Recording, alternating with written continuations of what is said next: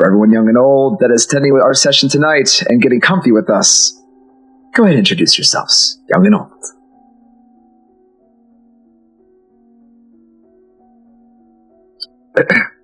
Well, since no one's talking, I guess I'm going first this time. Are you taking it? I am now taking the first. Guys, it's finally happened. It is no longer Grayson who is going first. It is I, Acer Zoran.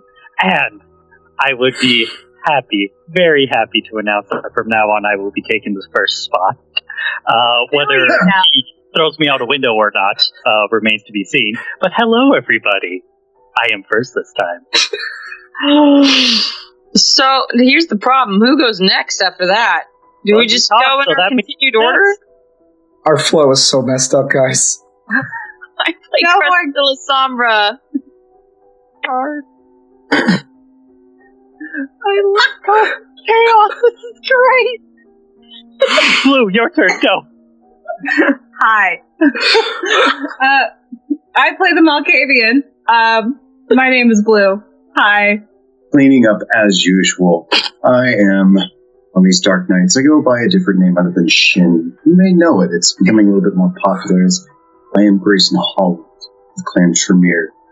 I'm not gonna lie, it took 4 seasons for Acer to finally hijack the introduction, and I was resisting laughing so hard I saw my own vein coming down my forehead. You know the drill. I'm the storyteller. My name is Peter. Let's go ahead and tell a fucking story. Oh, God. You guys make it so hard to want to murder you, because you entertain me so much. Okay. So, Crescent.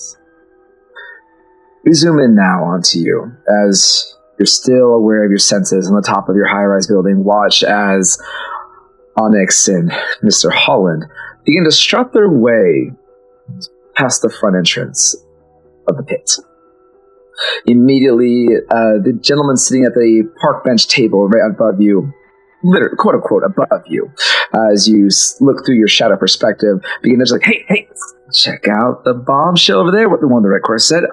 See, who the hell is that fucking boy he's working with? He looks like he's wearing pants that 2 sizes too tight. His shoes are too clean. What do you think? Do you think he's actually legit? Or maybe she just bought him out. I don't know, man, but this is funny as hell to watch. Should I call the boss? Let the boss be fine. This is nothing. I don't think they're causing any trouble. They just look like they're out looking for something exotic. And they start jabbing each other a little bit as they watch the both of these two begin to enter into the bar. And you do quickly press and begin to lose sight of them if you want to try and move your gaze. Or do you want to just keep a scope on the outside of the perimeter for now?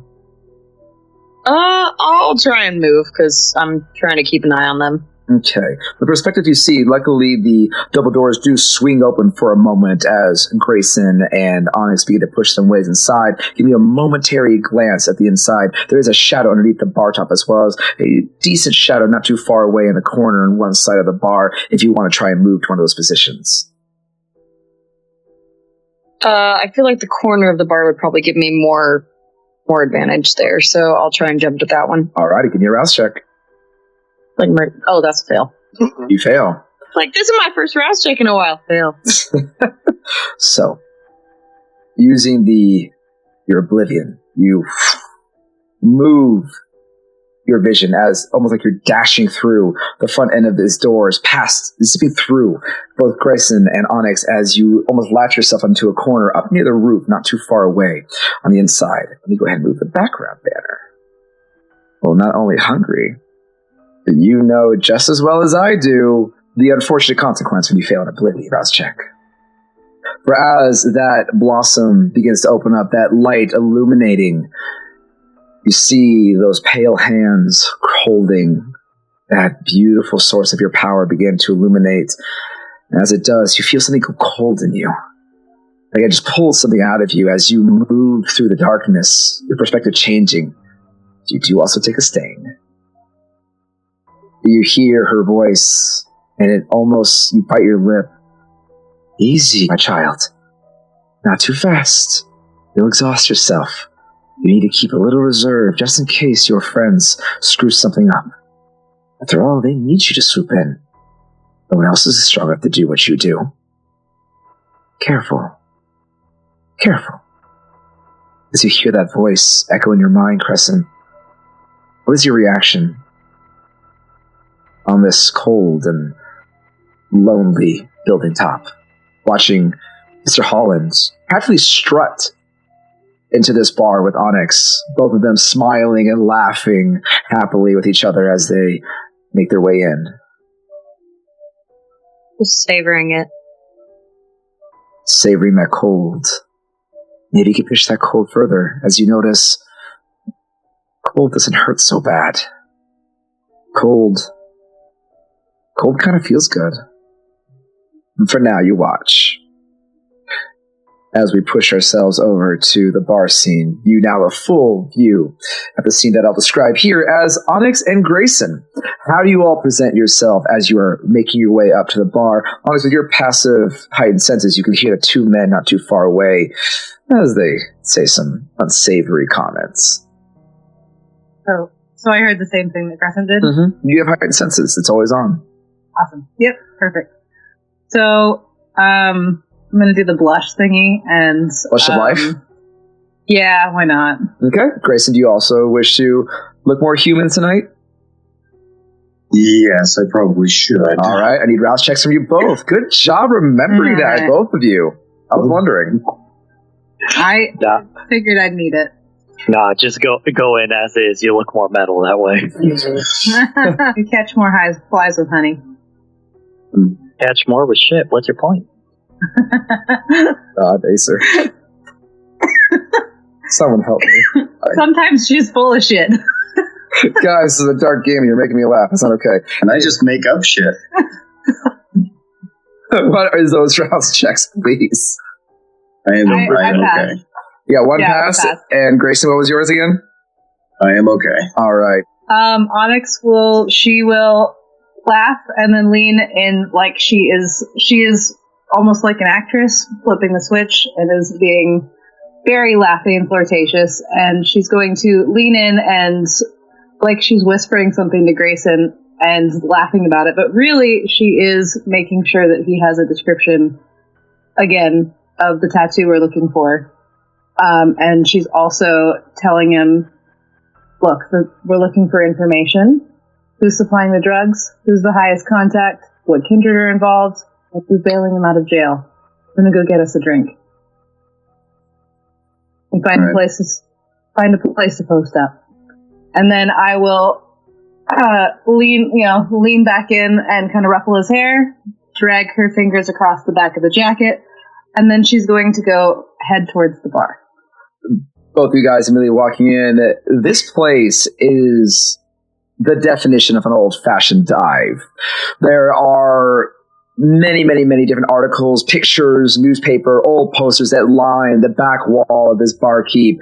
Amber bottles glistening on low, blinking, multicolored, slightly off-red LED lights, where many different standing tables in the center of the room have hot spotlights on top of them, where there are quite a few individuals gathered. There are booths that line along the walls, and as you both walk in, a woman, funny enough, wearing short jean shorts with a leather jacket and an old punk band shirt, wheels by on black roller skates with a large serving tray. Excuse me, sorry.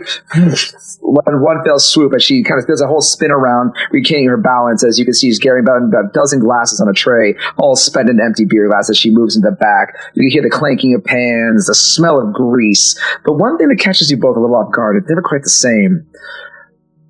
You hear your heartbeats going. That blush of life. The weird sensation to be so locked at night with that quiet, to hear that rhythmic tapping of a beat, falsifying that life once again. And it just seems to go with the old-fashioned classical rock that is playing very jaggedly off a jukebox not too far away, illuminated by LED. So Onyx, your ears, at the very least, it's not CD, it's vinyl.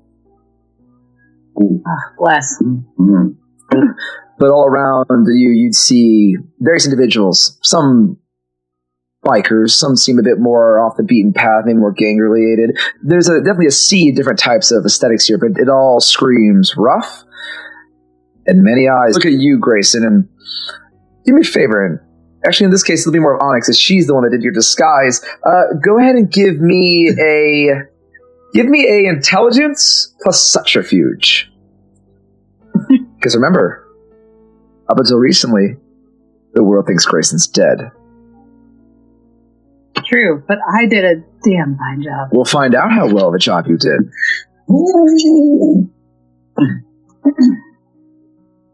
Okay. Mm-hmm. 4. 4 successes. Okay. I will make that a difficulty for anyone that could possibly recognize him. But on the surface, at the very least, Grayson, as you walk in, how do you kind of posture yourself as Onyx leaves your side and begins heading towards the bar? As Onyx walks away, she drags her hands across my coat. I reach over and like grab her side one last time, gonna like tracing my finger along her back. I'm like, hey, grab me something good. And what's I do?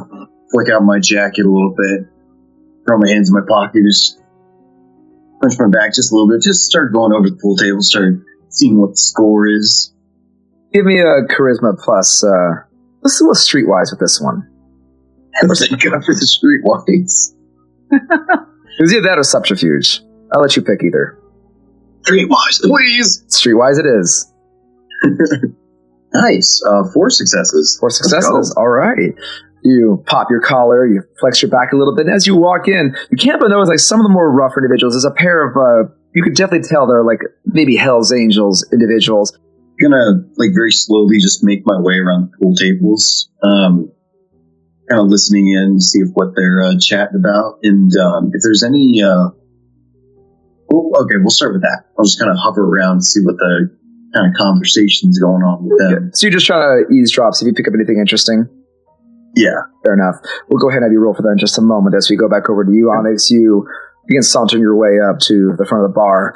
It is fairly crowded this time of night. This place is fairly packed, but nothing quite too shoulder to shoulder. It seems it's just their average busy night. You do see a man. He seems to be alone working at the bar too. He's a very dark-skinned man. Fairly tall, maybe about 5'8".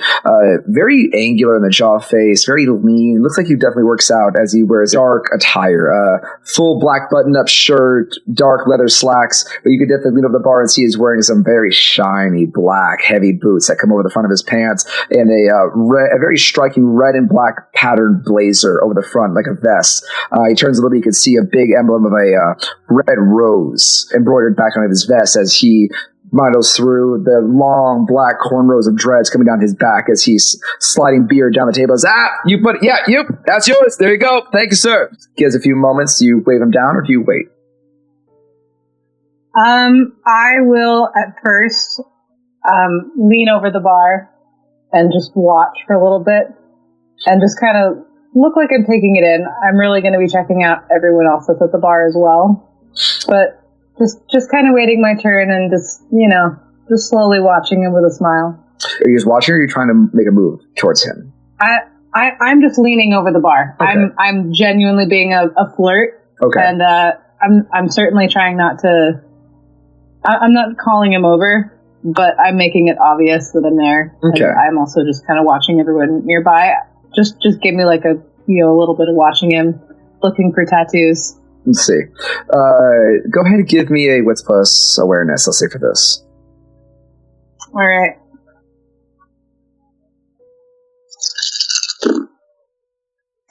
Three. 3 successes. Okay. That's not great.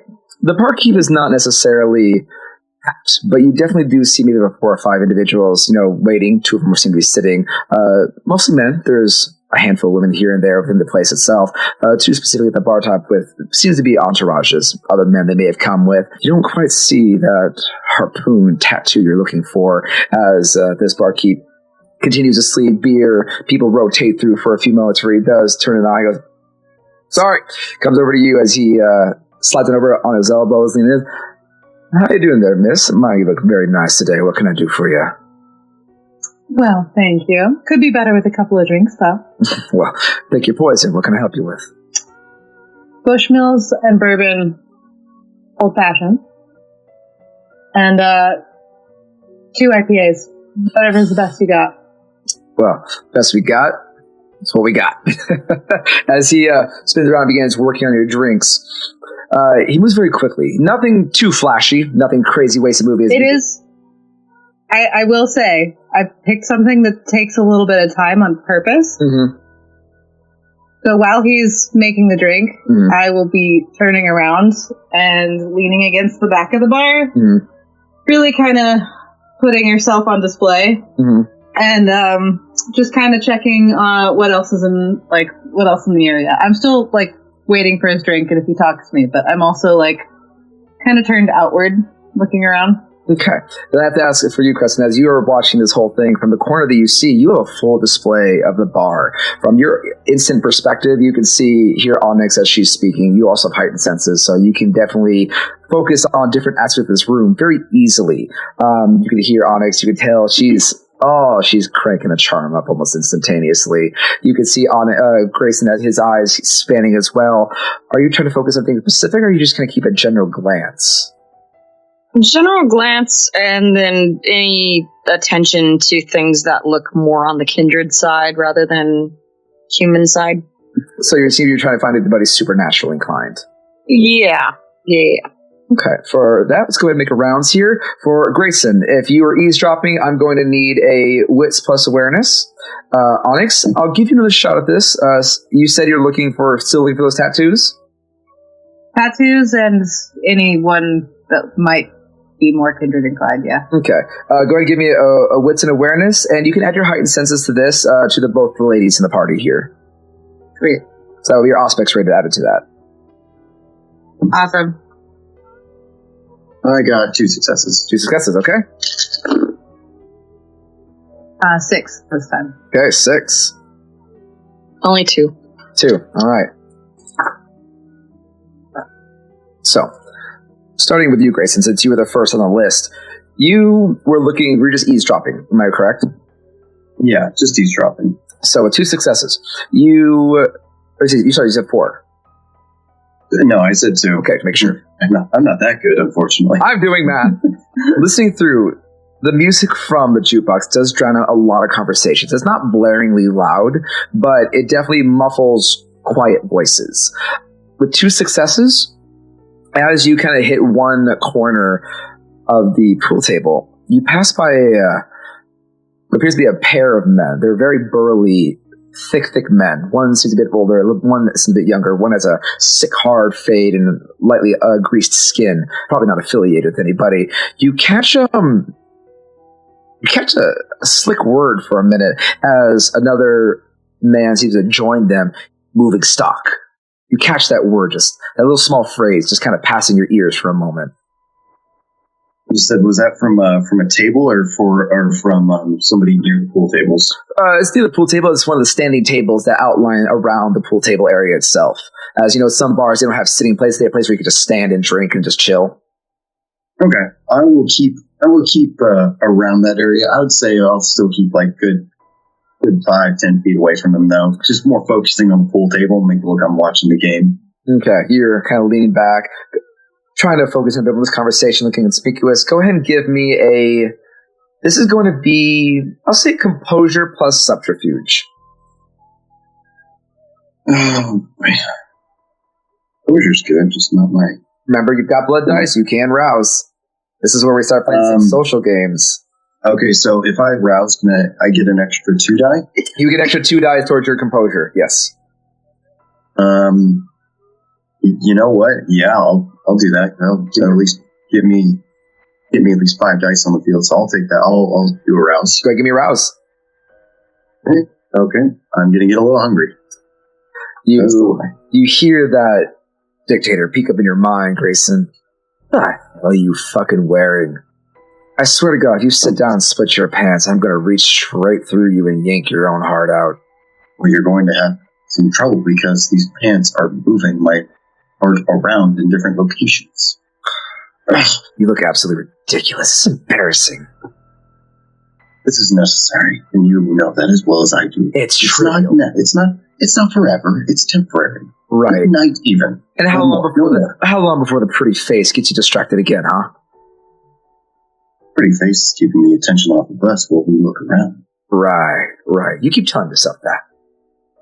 I will. It's always a pleasure. Go ahead and roll. Great. Yes, I will take that. That is a crit 5. Crit 5. Okay. Not a messy crit. Not a messy, luckily. Good. Not a messy. Very, very good. Black die were very nice to me. Okay. Add your hunger there, because you do get a little hungrier from that, fortunately. It's worth it to stay. With 5 successes, you begin blending in, and you kind of lean against the table, you move around the cube all a bit, seem like you're just watching the game. Not a game, though. Looks like it's the news. You're reading, actually, a bit of news. There's some titles going on. Oh, shit, looks like a body's been found. And you are still keeping an ear on, but you can't help but notice as you read the subtitles, the name that crosses that on Elizabeth Jamie Stone was found washed up on a beach about 3 days ago, murdered. Police are cautioning individuals to be mindful of their surroundings, as they have released that they believe that this is indeed a murder case due to the fact that it shows signs of a struggle. And the name was Elizabeth Jamie Stone? Elizabeth Jamie Stone. Okay. And she was murdered. They believe it was murdered, and they have no current suspects at this time. Which is why they say where. She was murdered not too far off Alki Beach. That's where the body was found. And the name doesn't ring any bells for me. It does, actually. That was John Stone's wife.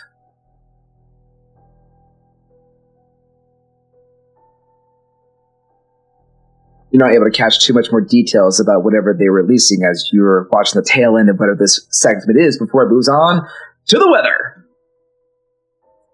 Moving on over to you, Onyx, as Grayson, you're still listening based on your role listening to this conversation while keeping your eyes fixed on the news itself. Seems the news broadcast just mentioned there might be rain coming soon, so stay dry out there. As Onyx, you begin listening and looking around. You hear quite a few conversations going on at once with, you said 6 successes, correct? Listening around with your heightened senses and kind of glancing here and there, your eyes focusing crisply on individuals at the bar, you can see the different cliques, even among this type of crowd, segregating in different segments of this bar. You can hear various conversations going back and forth. But then you do notice something you're looking for. As you can see a man, he's currently by himself. He's a very broad individual. Looks to be wearing pants a little bit too baggy for him, jeans sagging. He's wearing a pair of high top, dirty boots. Seems to be wearing like a dirty tinted off-white shirt with a jean jacket thrown over top of it. He happens to, as he's drinking on what appears to be some kind of IPA or maybe a Miller, he kind of turns his head just the right time. And just in the nick of time, your eyes glance, you can see right underneath the corner on his jawline, right towards the base of his skull, almost as it should be hidden by some hair, that harpoon and H combo in very light dark ink, almost grayish into his skin. It almost looked like a scar, as he was just kind of looking around the bar and different segments. Would have missed it in a flash. He rolled pretty high. Currently he seems to be standing off of the corner of the area, nearby the booth, but still using one of the standing tables. His back to the wall. Doesn't seem to be doing anything at the moment. Just seems to be just scanning around the crowd, take a drink from his beer every now and then. Pulls out on his phone. Can he see me? He's not looking at you, but he can't see your general direction if he was looking for you. But he's not looking at you. Yeah, okay. He pulls out his phone, buttons the table, you see, clicks it on, does some kind of motion to open it, and see he kind of scrolls, tapping on it every now and then. Closes it, keeps looking around. Doesn't seem to be doing anything at the moment. Okay. How far away is he? Maybe about 15, 20 feet or so, just on the opposite end of the building. Gotcha. And Crescent, with your 2, it's not a lot, but here's a funny thing. This doesn't take too hard to deceive. As you're scanning around looking for any signs of supernatural creatures, you're hearing a lot of music, a lot of heartbeats, you hear blood pumping, people talking. It's a dull roar. It almost starts giving you a bit of a headache. But there's one thing you focus in on almost at the last minute, as you can see another individual, a pair of them, off towards one side of the bar, furthest away from Onyx, but fairly close to Grayson, as one man kind of gets up. He seems a little hype. He's like, get the fuck fuck off me, man. I'm not doing anything. One of the two individuals kind of crowd around him as one puts a hand on a burlier individual, taller man, fair skin, militarized, almost faded cut, wearing a jean jacket, just dark black shirts, dark pants, nothing too fancy, but it seems almost like a similar style as some of the other maybe watchmen, bouncers, so to speak, that kind of hang around here. As you can see, looking at this man's style, it matches several others here. Maybe they work here, but normally give this at a pause, but what makes you concerned is that the man puts a hand on his chest and says, sit down. And immediately the guy sits. Shut up. He just nods his head. You're going to calm down, or I'm going to come back. If I come back, I'm going to tell you to leave. Cool? Yeah. Okay, cool. You can tell this guy that they sit down back in this booth with his friend. He is plastered. He is having a hard time keeping himself straight. His head's lolling back and forth. But somehow just saying those sharp commands just sat him down fast. Heartbeat.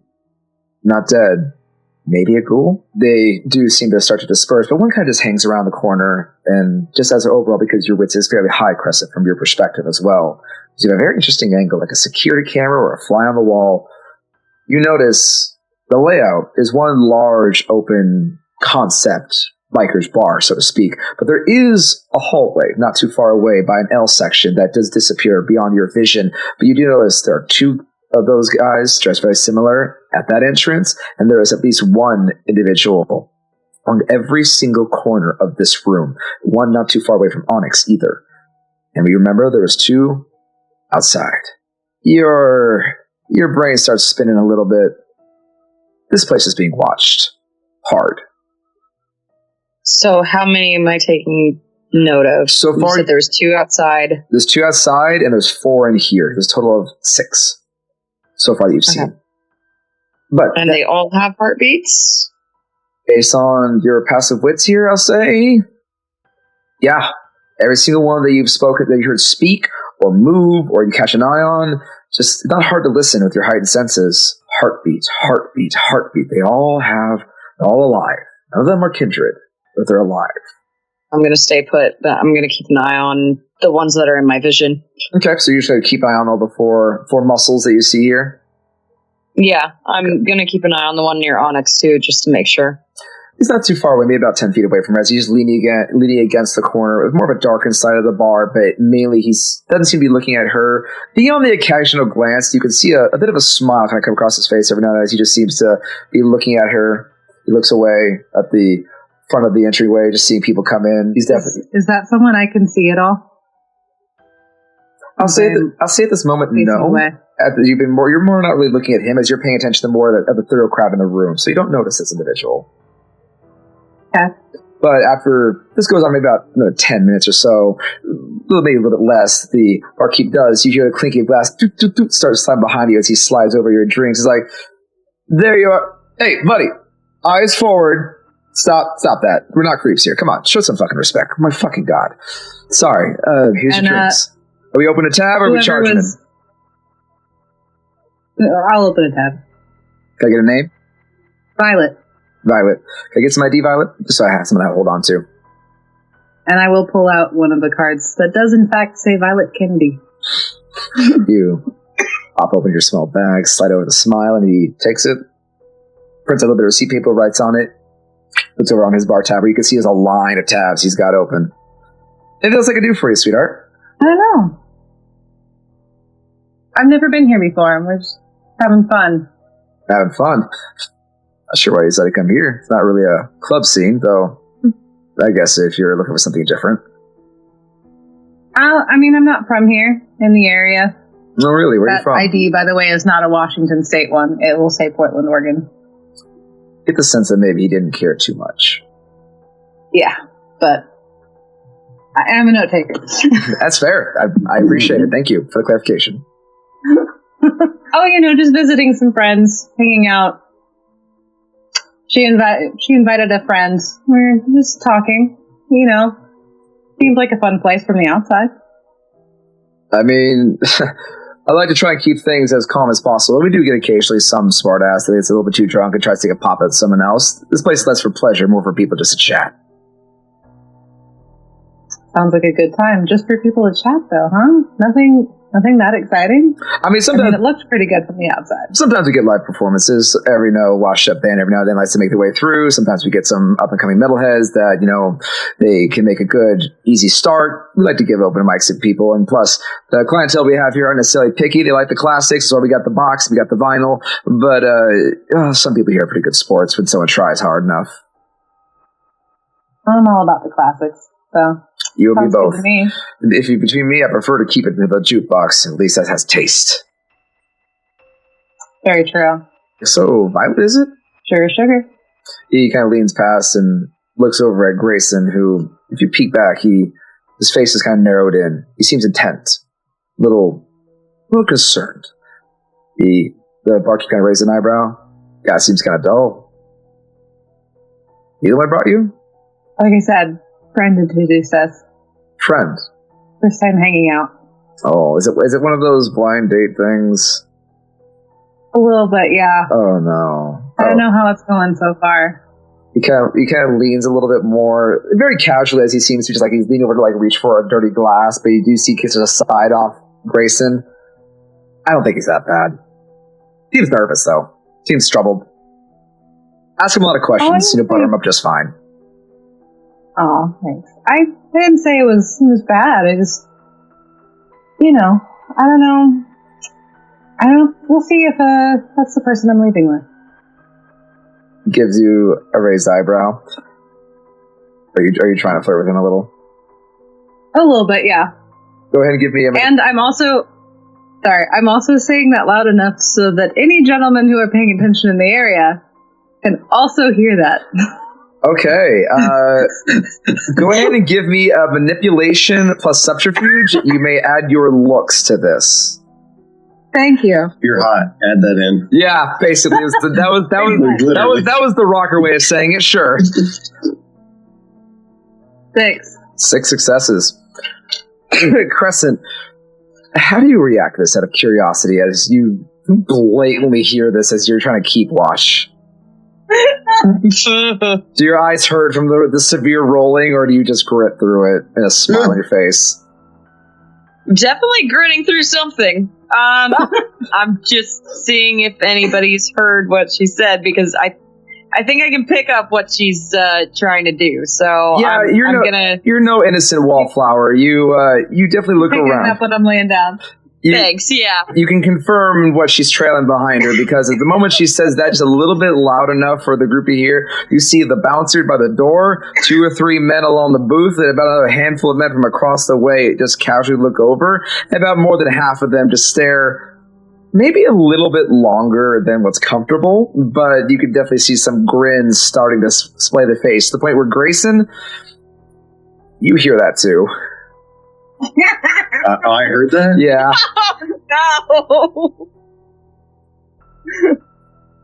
no! I figure he's got to understand. Sorry, bro. I'm acknowledging what she said, and I'm just like... This is a lovely TV. You're still leaving with me anyway. Oh. Do you say that out loud? Yeah. You know what? Yeah, I'll say it out loud. Fuck this. You can hear now the guy that was giving you the small bit of credit, he seems to be talking with his buddy, and they're now having a wonderful conversation, so to speak, of what's going on with the theatrics you guys now brought into this scene. As the bar... And thus... Sorry. Go ahead. No, go ahead. And thus Butch Grayson is born. But anyway, you definitely do see Crescent a collective attraction as Onyx proudly displays herself, so to speak, as the barkeep just... Well, good to know. Good to know. Give the guy a shot first, and we'll see what happens when you pay your tab, okay?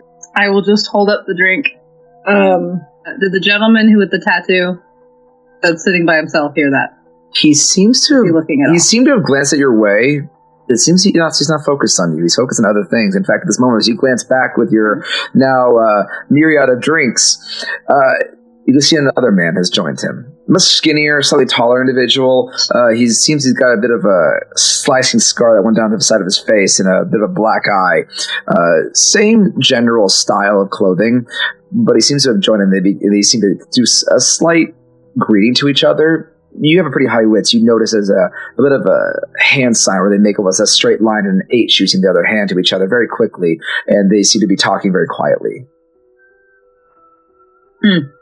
I can't hear what's going on over there, right? It's a little loud, a little far away, and they're speaking very quietly. There's a lot of noise drowning out your senses. If you want to try and focus on it, you can, but you're going to have to roll for it or look closer. That's fine. I will at first I'll at least try and roll for it. As I do that, though, I'm going to grab the whiskey old fashioned. Mm-hmm. And I'm going to, as I'm trying to focus in on listening, I'm going to drain that entire thing in one shot. Right in front of this barkeep, just begin drowning this full drink. He's definitely watching you as you do. Go ahead and give me for this. Go ahead and give me a wits plus awareness. You can add your heightened senses to this. Thank you. It's fun having bat ears. It is. I am essentially a giant radar detector. One. So that was my first roll. Are there any skulls on that roll? No. Thank God. That is a failure, though. Yep. The moment that you try to listen in, you start drinking down this wonderful drink. But it's actually very good. It's very good. It's smooth, and they got some probably top shelf stuff hidden away behind here. That higher quality you expect from a place of this style. But the moment you try to focus in and listen, Thunderstruck hits its chord hard as it catches you off a little bit jaded as it's a loud, sharp solo that starts off the bat, and it's drowning out what they're saying. You're gonna have to get closer. You're gonna have to do something, but they're leaning in, they're talking. You can't even hardly read their lips as they seem to almost be blocking each other. They're being very hush. Got it. Who is? But the barkeep does lean back as, do you need a second one? Maybe in a mug this time? I'll kind of just tilt my head back like I'm thinking about it and give him just a smile. It's like I'm asking for one. He just kind of gives you a bit of a look down. You definitely see he's polite about it. He definitely keeps it to your eye level. But you definitely can see there's an obvious restraint on his face. And he goes, okay, why don't you go join your date? I'll bring it on over, all right? No use making you on full display for all the wild boar out here, huh? She will pick up the other drinks, but she will wink at him and say, I don't mind. And then start walking over to a table, not going to Grayson, but I'm going to find a table that is in the general area of where those guys are, not too close, where it looks like I'm like trying to walk right up. But I will just put the drinks there. Fair enough. And, you can't. I'm sure he can see that I've got a table. Yeah, it's not hard as both Crescent and Grayson. You can't see this happen. You can't help but also chuckle, both Crescent and Onyx, as you hear the barkeep going, "Oh, heaven help that man! He is way over his fucking head." But Grayson, you have been hitting for watching the news, and it's been the weather as it's moved its way to sports. Have you been trying to keep your ear on the conversation you're trying to lean in a bit more on as well? Yes, definitely. Now I have like a heading. I'll say it's not hard. You blended in and been able to like lean yourself properly so you can hear a bit better. These three individuals, these three biker men keep talking. As one of them pipes up is like, no, we can't take that highway again. You know the last time Jimmy got pulled over, he got caught. The last thing I want to do is have the fuzz walking around unserialized guns. We're not doing that again. If we're going to take the route, we're going to take the full highway around town, hit core, go to Northgate, and that's where we'll be our ferry guy. If he wants the loads, he wants the stock, he could take it then. But I ain't ferrying any more fucking unserialized stuff going through the core city like that again. It's just too direct. It's too strict. It's like, you are going to do what I fucking pay you to do, motherfucker. Okay? This is the fast route. We're on a time limit. They paid extra. They want it hot. They want it fast. Then you can go find someone else. If you want to find someone else, I guess I'll find someone else. But you're still to do this fucking job because I told you to. There can be problems. Do you want fucking problems? Man, Gary, you're really twisting my fucking arm here, man. I can't get slammed again for this shit. I'll be doing 10 years next time probably. We'll get you out. And besides, you're good. You're fast. You'll be fine. Okay? Let me buy you a drink. Calm down. Take the job, okay? It's good, mate. It's double this. I'll double and a half. I'll even cut my profit for you, okay? You're good for it. Fuck, man. All right. I'll take it. You're lucky I need rent. There we go. I knew I could rely on you. At that point, the conversation begins to fade off into general small talk and some logistics, but they seem to quickly change the subject once the deal has been struck. Seems like there's some kind of illegal activity happening. But at this point, as you get towards the tail of the conversation, you do see Onyx as she's flaunts her way over to a table, not too far away from a local individuals across one wall. She seems a little bit keen on, but she seems to move over. But you do see she's got drinks. She kind of makes a big show about you with a smile. I'll look around a little bit. Then finally, I make my way over to the table. It's not far as you saunter your way through, and both you guys regroup. All right. So, do I get a little bit of competition tonight, or is it just pickings? Trying to find a lead. Not always pretty. Got a little something. They lean a little bit closer, or like I lean into her ear, trying to make it look like I'm playfully saying something to her. But as I lean, I say, "You got the guys in the corner. They're saying something about a drug route." Sorry, correction. They mentioned stock and guns. That's what you heard. Stock and guns. This place definitely ain't clean. That's not what the bartender wants me to believe. Well, then the bartender's full of shit, or he doesn't know. One of the two. And then I'll kind of tilt my head over a little bit to the other group. As you do, a third guy has joined while you moved. Bigger guy. Not tall, wide. A strong beer gut at the front of himself as he leaned over carrying two big old pints, slams it down in front of his friends. They do make a hey buddy class hands for a moment. The only loud noise they've made as they kind of glance and make that quick sign again to each other as they again begin to cuddle around this table. I'll just point in at my neck and mouth the word tattoo. Real subtly, but take a look over in the direction. You glance subtly as they seem in the midst of this conversation before things get low, and now she's pointed at the same spot. The other guy kind of flips his hair off to the side, readjusting himself. He seems to actually ties it back, his heart fade on the side. You do see that same harpoon H combination right underneath the back, right underneath his ear. It's small, it's very indescript. If you weren't looking for it, you'd probably miss it, but it is there. In fact, now that you guys have just kind of glanced around this room long enough, you guys keep checking. The other two that joined him also have this tattoo in various places. One at the back of the hand, as he had made that hand sign from earlier. The other, you can see the other one as he raised the drink back. You can see on the bottom of his forearm, big, bright, and red calligraphy. A little more fancy, a little bit more dawning of a sleeve tattoo around it, kind of like framing it like a proud virtue. Comes up and disappears along the inside of his sleeveless jacket. 3 of them. So Onyx will start chatting about inane things. I don't know. It could be literally that she likes the area. Very clearly just talking to him about nonsense at a decent volume. And I am, again, now that I'm closer, going to try and see if I can listen in. Okay. So this one's going to be a little easier. Go ahead and give me another wits plus awareness. You got your aspects. Okay. And then Crescent. As you can see that Grayson and Onyx have moved to one side of the room, they're just, from your angle perspective, there is unfortunately a pillar that connects from the bar top to the ceiling. And where they're sitting just barely, okay, so you can see Grayson a little bit from your perspective. Do you want to stay there, or do you want to move to a different area? You can also say that L section of the room that seems to disappear further into the building, if you've got a different angle, you might be able to see down there as well if you move from a different angle. I will risk moving. All right, give me another rouse check as you move to another shadow. You succeed? Yay. Yeah, success. Good.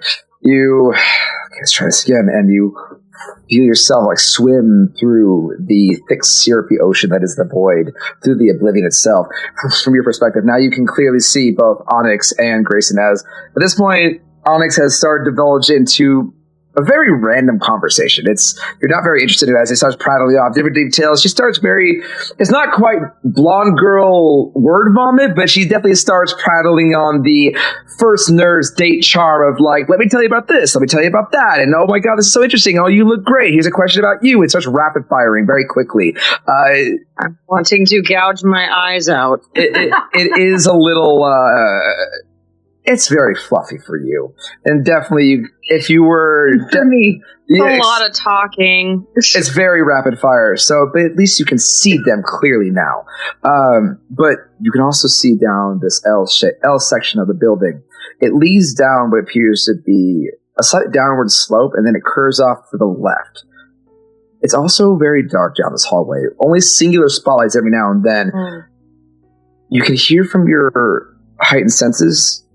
You hear the sound of a heavy metal lock close. In a few moments, you see a familiar sight. It's been a long time since you've seen this man. Bald, white, cue ball head, tall as fuck, no neck. Tattoos closely on the upper torso of his collarbone, up along the side of his neck, down behind his ears. Looks a lot different when he's just coming up some stairs instead of soaring, leaping out of a parking lot after you and your coterie's truck. It's the same man that tried to jump you guys a long time ago when you were trying to deal with the Sombra incident. You know this guy, and instantly, just checking. He's not even bothering to try and hide his heartbeat. You know this Bruja. As he goes lumbering his way up the steps. It seems this L shape goes down and around. It seems like a staircase, an L-shaped staircase that goes deeper down to somewhere in this building. As he's coming up and around, after a few moments of walking up, you do hear him lean over and mention, because you are actually very close to this section. He leans over to the guard, or the watchman sitting right here nearby. He goes, "Hey, we got business down here. Vasquez wants you down here with me. Come on, I need a hand here." "Oh, yeah, sure." Got it. Cracks his knuckles. "Someone getting stupid again?" "Nah, we just got drag someone out. They tried too hard." Another one. Cool. All right, I'm on you. Let's go. And he gives a nod and starts going down with him. One of the watchmen following this Bruja down the steps. All right, I'm giving them 3 minutes. That's it, and then I'm going in. You are making the mindset as you kind of peek back through your own senses, look at your watch. 3 minutes, and it's go time. As if we move back over here to Onyx with 5 successes, you keep prattling on. And Grayson, thank God you've trained in this stuff before, because you're kind of nodding and smiling and interjecting where you can, kind of picking off her beat very easily.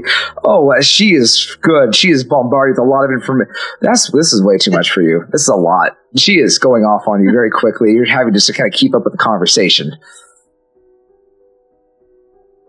As I'm doing that to him, I genuinely am actually really not paying attention to what I'm saying. In fact, he might even hear it slightly.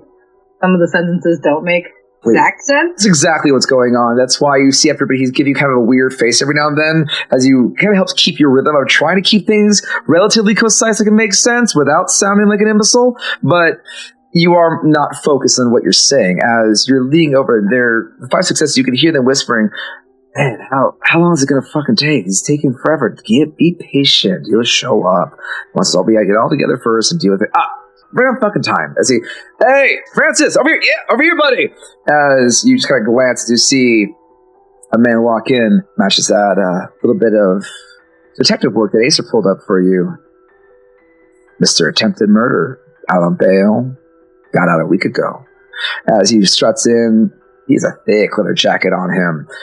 More padded for weather, not style, but you definitely can see he's just tatted up to the gills. Piercings along the bridge of his nose, bar through it, all on one eyebrow as well. This man looks like looks a little different than his mugshot, but probably got a little extra done while he was in the clink, as he just kind of pushes his way through. The guard kind of gives him up down, and he kind of checks him a little bit like, "You gonna do something?" The guard looks at him, just gives him a raised eyebrow, just waves him through as he just pushes his way through. He's a shorter individual, maybe about 5'6". Not quite as much as the stature as a lot of the guys and gals in here, but he kind of pushes his way through. As he passes, I'm knowing that they're looking for that person. I am going to kind of lean in over the side as he passes and I'm going to try and give him a smile and just say, like, I don't know. Well, excuse you. And I'm not saying it in a very mean way at all. I am giving him a smile. I'm looking him up and down. Okay. I'll say for this, I'll give you an option. This doesn't happen very often because you guys are now finally hitting that threshold. You can either choose to take half because your social dice pool with your looks is very large and as a guaranteed success, or you can try and roll for risk but get maybe more out of it. So I can do like the whole shebang and I'll get like part of it? Basically, you can just get a guaranteed flatline success. It's not the world's greatest thing, but it's a success in what you're trying to accomplish. Or you can try and risk it and go for maybe a bit more. But with rolling, there's always a chance of failing. You want to roll anyway? Yeah, well, all right. Let's do the risking it one. Okay, go ahead and give me for this. This is going to be I'm going to make this a charisma. Charisma plus... We'll keep it subterfuge, as you're definitely keeping up an act, and you can add your looks. Thank you, I love that.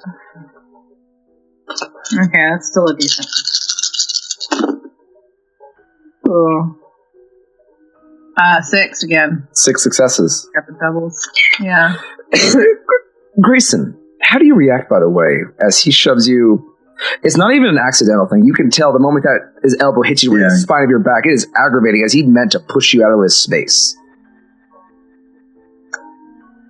He does that. I hold my drink and like put it back on the table. I'm like, what the fuck pissed in your cereal? He whips around to make dead eyes. He looks over at Onyx. Sweetheart, you might want to think twice with this one. I think his balls are left right by the bedside of his mom's Adderall. Might have more fun hanging out with us after I'm doing my business. Okay? Don't keep me waiting too long. Business before pleasure, sweetheart, but, want to ride? Got a nice boat. I don't actually chuckle, but in her head, she's absolutely rolling her eyes right now. He looks back over to you, Grayson. He's definitely flashing a smile. He's about a head shorter than you, but this guy's got a lot of gall. As he sees the other drink that's her drink on the table, and just reaches over and flicks it over towards you. Oops. Sorry. As the IPA just splashes out, it splashes over your shirt, over your jacket. It gets on the shirt? Yeah. Okay. Or does that piss both of you off? Oh God, the beast! Frenzy checks. Oh God! No. oh shit! That's not what are we rolling? Messed up. Here we go. What am I rolling, storyteller? It is unspent willpower, half humanity, rounded down. Frenzy checks. Okay, so. Yay! Don't get shit on Declan's shirt. Oh, it's stained. You can definitely see the IPA just splashes those in slow motion as a slob of it hits right dead center. I got 5. Okay. What's the one with the double one with the fangs again? That'd be considered the equivalent of a critical. So if you get 2, it'd be considered a critical. Okay, I didn't get. Well, I got. Yeah. Okay, I got. So are we supposed to use the hunger ones in it too, right? Not for frenzy. Oh, then okay. Then I used the wrong one. It still works. Okay, well then I got 2 of the ones that are double and then 2 that aren't, or like 2 successes that are regular. Okay, so that'd be a total of 6 because you got a critical plus 2. I don't often get the star ones. That's fine.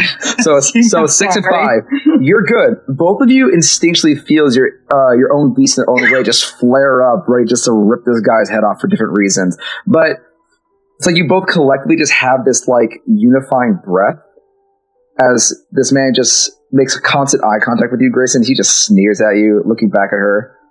Told you, balls sack his mother. Oh, I'm sorry. Did that piss you off, little man? You want to do something? The fuck, dude? Come on. This is a nice jacket. Damn, dude. Nice jacket. Look down. Fucking. Yeah, look nice hanging up with your granddad's coat, too. But you know what? Guess everyone can't have taste. As he just kind of spins off on you as Francis goes, just stop antagonizing people, man. Get over here. We got business to do. I need a fight tonight. Won't be much of a fight. More like flossing my teeth. You lean over to Onyx after you're done. He walks by you, Onyx. He walks by you, Onyx, leans in real quick, it's like, see you later, doll. As he just slaps you right on the ass. Do it right now. You know you want to. No, right, easy there. touchy. Emperor Palpatine. What's your internal reaction? Onyx, you can press the watch anytime now. I know. By the way, Crescent, you've seen all of this. I have my own frenzy right now. It's just fucked up. Then make a frenzy check. I'd rather not. You would, if you're getting angry, make a frenzy check. You're the spear of this fucking coterie, and this is some dog shit human getting off way too much. See, I want to kick his ass, but I don't want to get kicked out yet because we haven't gotten shit. 3, 4. So this is what I'll say. Okay, here's an idea. I will probably give him a smirk, and I might look at Grayson, like I'm almost like contemplating between the two of them, and I'll look at the guy and I said, well, you might have to earn it a little later. And then I'll just give Grayson a look, like I'm expecting like this guy to, he might have to take care of the trash. AKA being Grayson, but I know that it's going to go the other way. I'm going to say to do that, I won't make you roll for it. It's going to cost you willpower. Go for it. It's going to cost you willpower, though. That's okay. All right, you take a point of willpower damage. Frick. Crescent? Because inside I'm fucking pissed. Oh, yeah. I'm not going to make you do double frenzies. That was a success, but this guy is pushing it. You do take a point of willpower just to grit yourself on this one. This guy is a pig. Crescent, frenzy check. Yeah, I had 6 dice, and I got 2 successes, so... Just enough. No. Hey.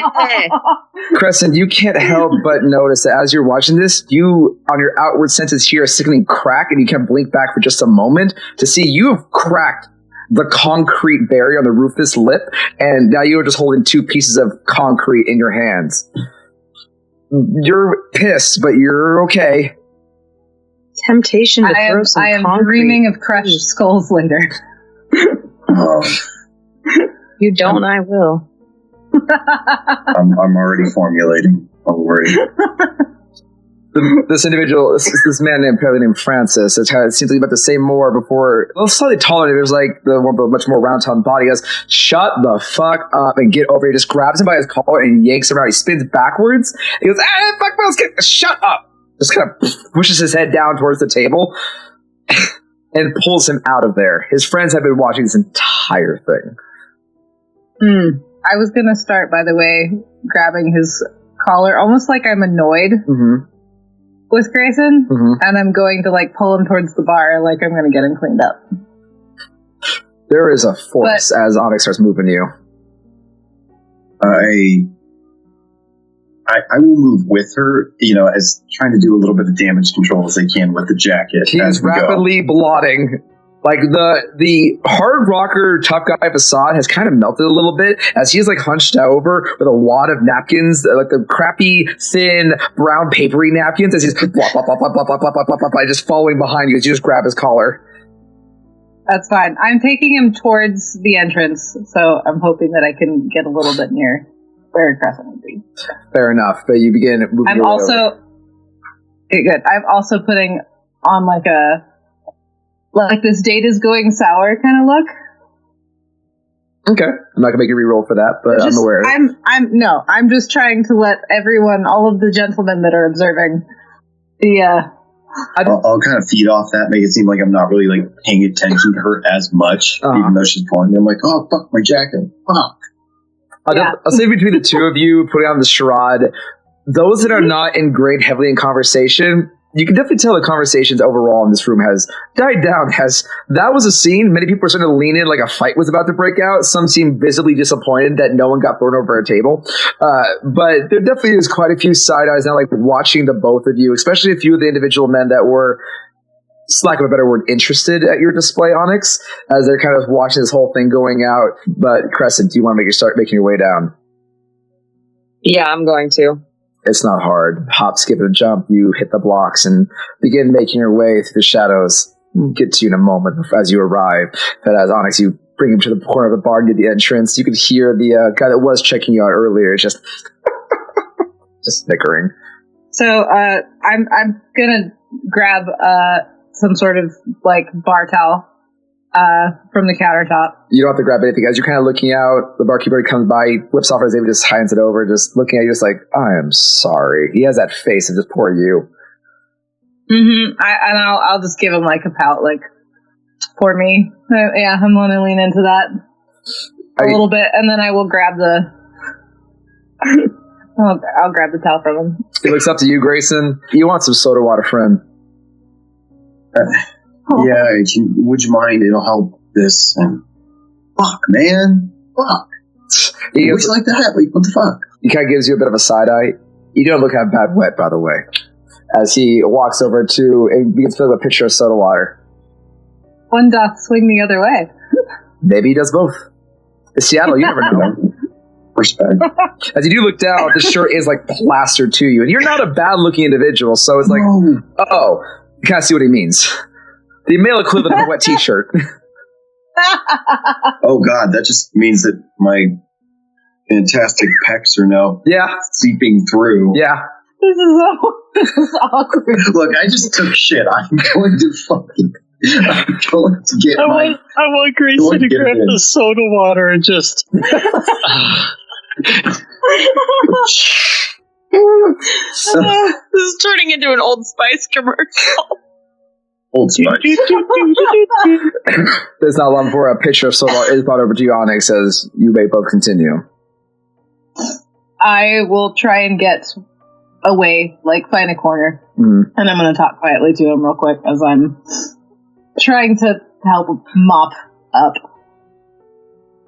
And I'm like, oh, good lord, this is interesting. Like, he doesn't need every part of him by the end of tonight, right? Oh, absolutely not. Because but I do need him to like me for the next 30 minutes. And then you can hit, then I'm going to hit him. I'm going to break something. I'm going to break a few things. He's not leaving here with all of his digits, all of his bones intact. I'm not. Absolutely not.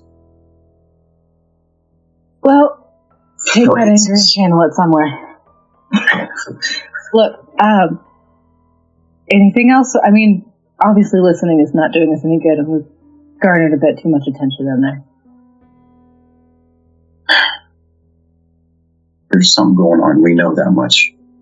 If you can maybe if you can get him to talk a little bit about whatever the hell's going on, wherever he went, that group, they've been together the whole night. They're talking about something they don't want anybody else to hear. Glancing over just briefly as you guys are talking, and Grayson, you have a better view as Onyx is the one kind of help dabbing you off, and Onyx, you have to wash that shirt. This soda water, you're gonna cut it. At least helps get away the stick, but it hurts your heart big time. Not the Nirvana shirt. It hurts. It wouldn't have even been Nirvana. It would have been older. Journey Sticks, something like that. Old classics. But as she's trying to help clean up, there is a certain amount of distraction that you have on. Just trying to not the shirt. No. There's a sentimental pull to you, as this is kind of a precious thing. Grayson, you do glance over. These four now have, at this point, huddled very close together. One kind of leans over now and then. It seems to be watching the crowd. It seems whatever reunion they've had is now done and business has started. Just even with your passive tell, you can definitely know they're talking about something, but they're paranoid. You know paranoia when you see it. They seem to take turns every few minutes off an off pattern, just kind of look around the room, make sure no one's walking. You have to kind of avert your eyes. Francis does meet yours for just a moment, and he does give you a bit of a sneer and a thumbs up as he looks back, but they seem to overall be talking about something. It's nothing ostentatious, but because you guys have been focusing hard on them, you could tell they're talking about something. Look, I don't think we're going to get much beyond what we did with the two of us next to each other. There's been a little bit too much attention. You know what I mean? And we build something up here. We'll break up a little you show an interest in him, I think we've got a good setup for you to go and get some information. I'm not going to be far, but... That's what I'm saying, is maybe find Crescent. Almost on cue, you hear the barkeep tell like, "Hey, welcome in! Free sitting, just fire wherever you want, mind the floor." As Grayson, you happen to walk by and notice there's a bit of a flicker from one of the bar lights and see a dark-haired, hooded up, familiar femme fatale walking in. She walks by one of the guards nearby. How do you react to him as he kind of looks down at you? He's like, "Hold up, dipsqueak, ID. You look young." I say we forget about that. You going to compel him? Or mesmerize him? Yep. Dominate. Fair enough. The moment he just says ID, just forget it. There's you actually need to roll for this. He's a ghoul. Go ahead and give me a charisma plus dominate, please. I'm so used to you guys just doing this on humans. Yeah, we know something interesting. You guys have been doing pretty good despite the back and forth tug of war here of kind of gathering some valued information. This place is definitely... Just because we're to the end of the night and you already criticized us for not taking enough, I'm going to pull from the pool. How much do you want? Do it. From the pool? All 14. No. Everyone sees scanners. Forget. Okay. This guy's head so bad. I'll take 4. It's fine. 4 it is. Get to breathe. I just want it to work and, Hey. Oh, beautiful. This is already great. Okay. 1, 2, 4. 4. Yeah. You did great. Yay. Oh, yeah, you rolled 2. But easy enough. As you just can tilt your head and give him a bit of a smile, he looks at you and you see that pupil dilation just a moment. He goes, the barkeeper's like, come on. Like, come on. She's old enough. Let her in. Do we even give a shit, man? Come on. And he's just like, right. He looks back and before he walked off.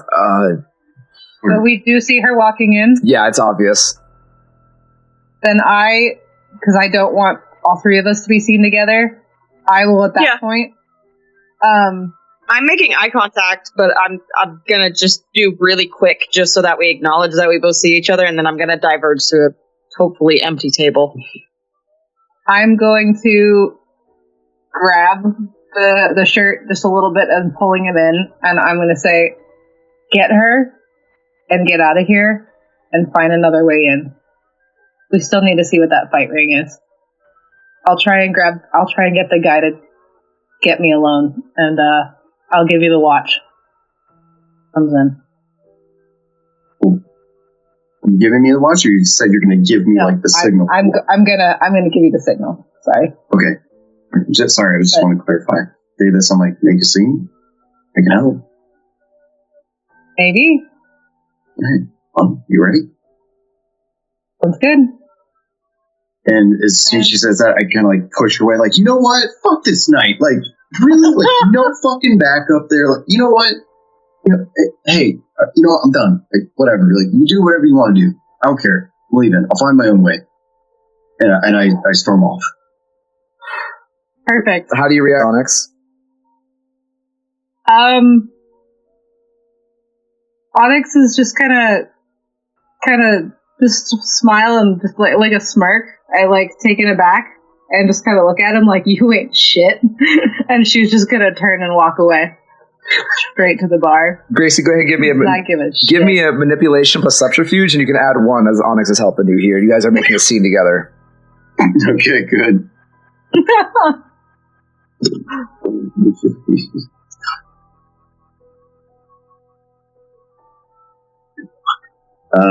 Okay, I'm gonna risk another rouse. Go for it. Just in case.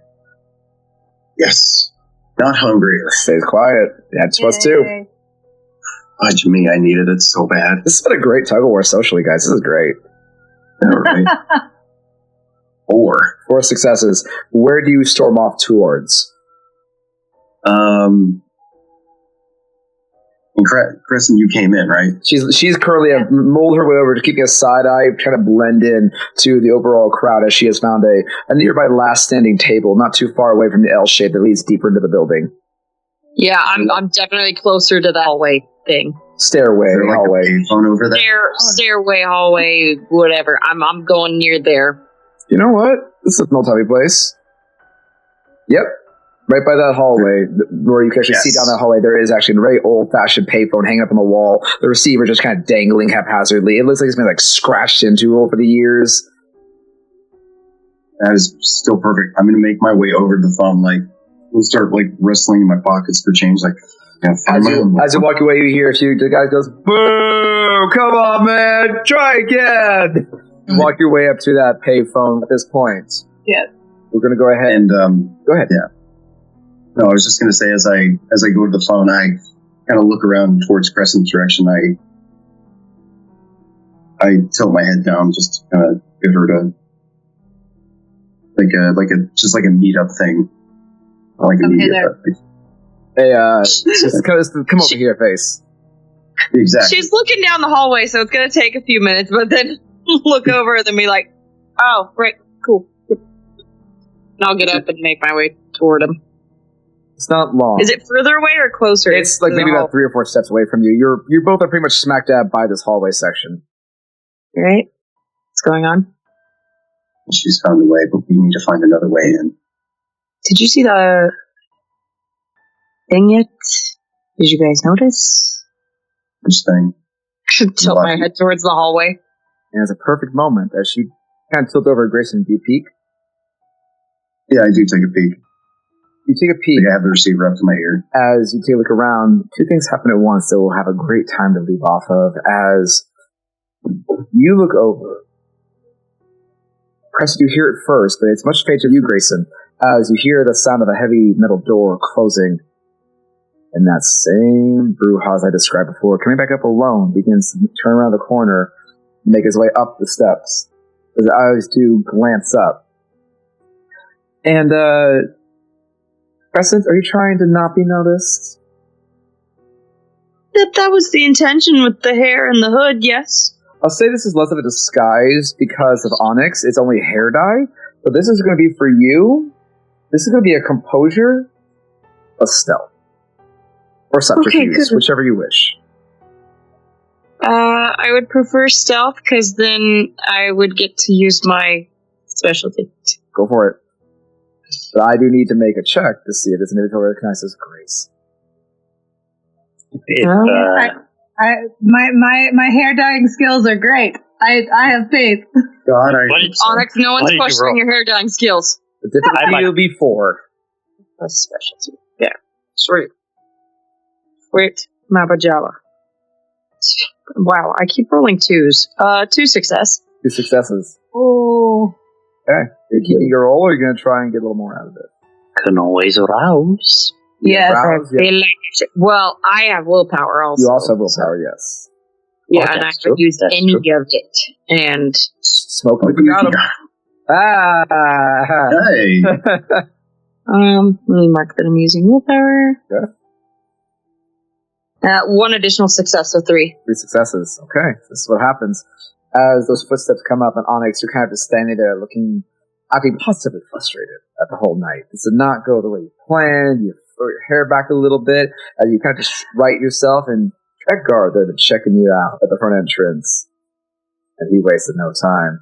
The moment Grayson moves off frustrated, you see him make a face as you see Grayson already chatting with some brown-haired brunette figure, right? Just as soon as this Garkov's like, hey, you alright? You okay? I couldn't help but notice that. I gotta admit, I saw that coming from a mile away. You okay? I mean, I don't sweat the small stuff. Well, if you want, I can take you around back. You could cool off a bit, get out of here. You got a lot of vultures hanging off on you. You want me to walk in your car or something? I mean, if you're willing to let me wait out back, I don't want to go home yet. You know what? No worries. I'll get my buddy over here. I know the barkeep. I'll have him send over a couple drinks. I got to take my lunch break anyway. I used to smoke. You smoke? I do. Sweet. Let me grab a couple pints and we'll enjoy my lunch break. Let you calm down a little bit, okay? Here, Thank you. I appreciate it. Sergeant Drew's outside. He takes off his jean jacket, hands over here. You're cold. I'll take it. And you both begin walking your way out as he just motions over to the bar. He goes, "To my usual, boss," and he just rolls his eyes. Oh, God, I have so much more faith in you. As you begin moving out the front, and Grayson and Crescent, that man, that Bruja, that came jumping after that truck, walks up. Steps come wide, heavy footsteps. This tall motherfucker comes walking past you. Grayson, you keep your head low, eyeing him off to the left. Grayson, you kind of turn around, just keep your back as fast as possible, maintaining more of yourself rather than just being invisible. Or like, don't notice me, I'm not here. Hear the footsteps come, stops for a moment. Hey, you guys. Yeah, no, you four. That's good to see you now. Come on, let's go. I ain't fucking around. Hurry up. Time is money. We gotta go. Let's go. Come on. All right, and then you hear the four guys from the table begin to get up. Grayson, you peek as those four gang members begin to follow this Bruja down the steps. Not looking. Can't help but notice that Francis seems to give you a bit of a sneer and kind of does a half check to you as he walks by.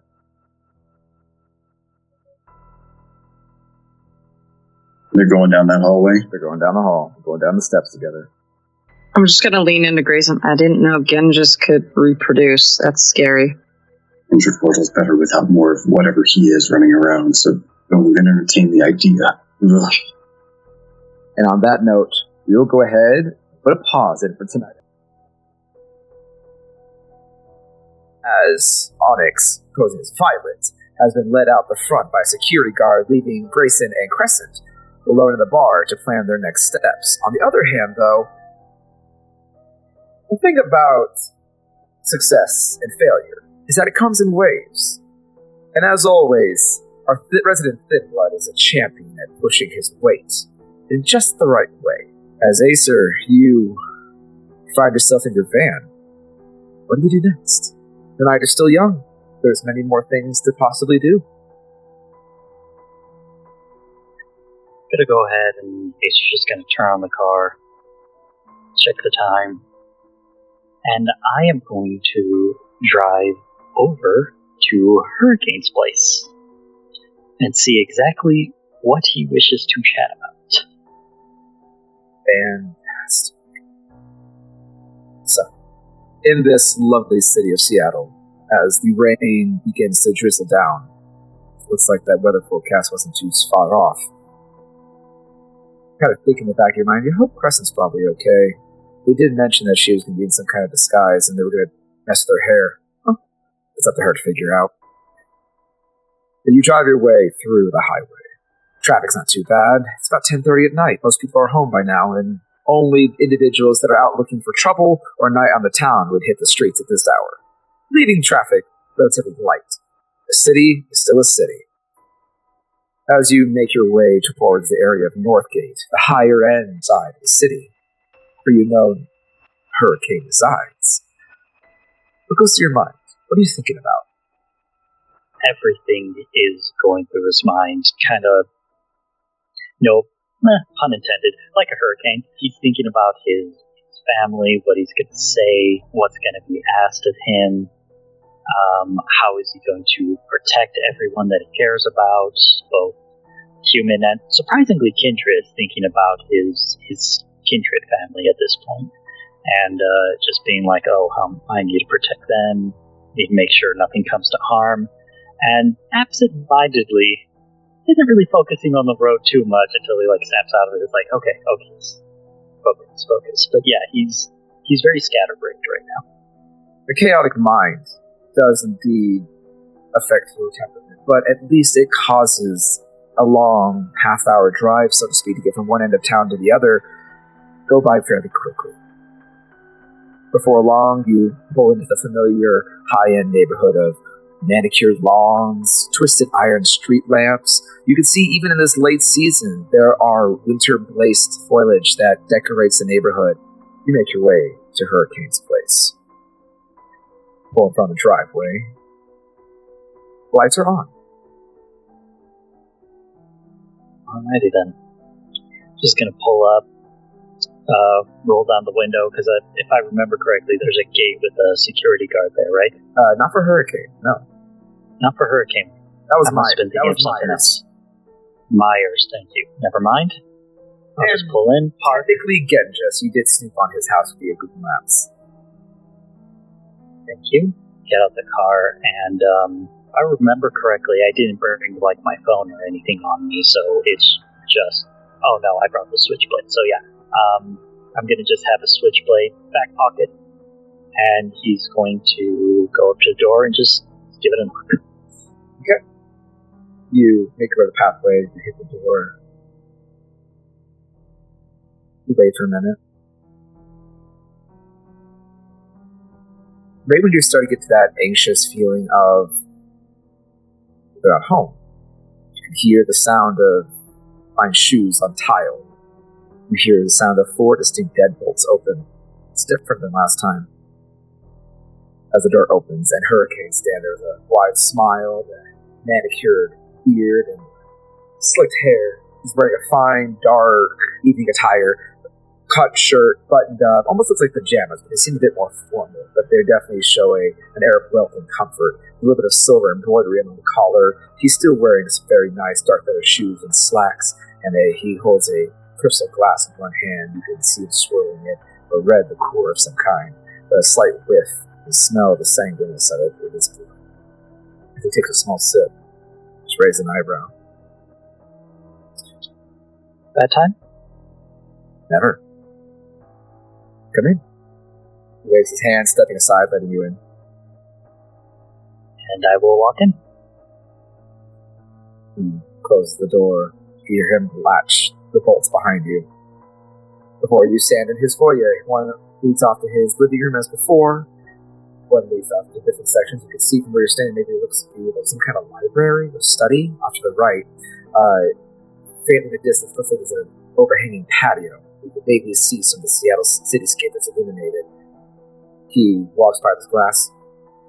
Hungry? No, thanks. Just a... Suit yourself. I think it's a good night to sit out on the terrace. What do you think? Wherever you feel most comfortable. I haven't felt comfortable in this city for a while, so... It's a shame you're still here. And he walks, leading you out onto the terrace. It's a beautiful view from this point, as there's a slight overhang protecting you all from the rain, but it's still open-aired, as there's a lovely, expensive set of sofa that wraps around a fire pit. To your surprise, as you follow behind him, he leans down, and with the press of a button, fireplace lights up inches from his face. Doesn't budge. You don't have a thing for fire, do you? He sits down on the couch, just gesturing for the opposite end for you to sit as well, wherever you wish. I do, like anyone else. But I find that I'd like to face my weaknesses. Let's see, he is gripping the glass a little tight. But the way you notice that this is actually a lot of fire. It's like one of those modernized fire pits with nice crystal rock and glass, gas-powered, and while you work with Bunsen burners, I have to say, nothing this big. It makes you nervous. I'm actually not going to try and do any sort of power play. I am going to just... If there's a nearby chair that's away from the fire, but opposite to him, so we're still, facing each other, I will take that chair. Giving in to your nervousness, you grab one of the nearby bar stools that happen to be by you, pull it off towards the corner, manage to sit by. You do see a little taller than him, but you do see a smile on his face, seeing that you formally retreated, so to speak. He just nods.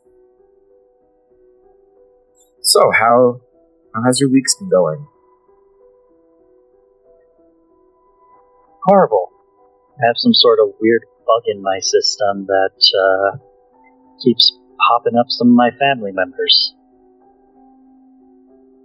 He takes a sip as he leans close to the fire, setting the godly cup down. You just don't have a thing for pleasantries, do you? Not when some people hold things over my head. Which, to your credit, smart move. I knew anything about you, I would have done the same. And yet, you come with a certain air of arrogance to you.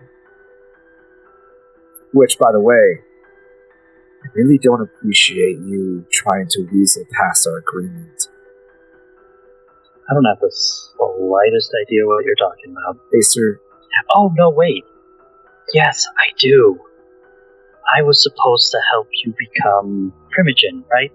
That was the original agreement that we made, but nothing was set in stone. As I recall it, our business relationship was on a trial basis. I help you, show you what I can do for you, and we work together. It wasn't until you made threats. And then, on top of that, when I nearly respectfully defend myself that you so elegantly pointed out, lo and behold, my wonderful little eyes around this neighborhood caught a hound sniffing around like garbage. I wonder why all of a sudden the hound would want to be so interested in my space. Care to elaborate? Or are you just going to feign ignorance? I'm going to be completely honest. Maybe it had to do with the fact that you sicked a fucking psychopathic killer upon the city. Imagine my fucking surprise when the ghost of Seattle all of a sudden has ties to you. Now, I'm not entirely sure what your plan was in order to help me out. Whatever that transpired. But I don't much care for putting other people's lives at risk just to get ahead. You've got it all figured out, don't you? Go ahead, you know what? Actually, let's play this since you're smart. After all, you're right. I've been keeping an eye on you, as needed so with anyone that has any sort of caliber in this city. So go ahead, enlighten me. What was my plan? What's my motive? Get in my head. No, see, that's the problem. I can't get in your head. I can't get into your system. I can't get anywhere near you. You understand where this trusting is coming from, right? Because at this point, I've just been uncovering one thing after another that ties you to all of this chaos that's been happening. And I have no clue if you really just want this deal just to promote yourself, or if you want this deal because you want the power to cause even more chaos. And that's my problem. So that's what you think that I want, is chaos. Can you explain to me what the ghost of Seattle was doing around here? Use your big brain, Acer. Think. Really think.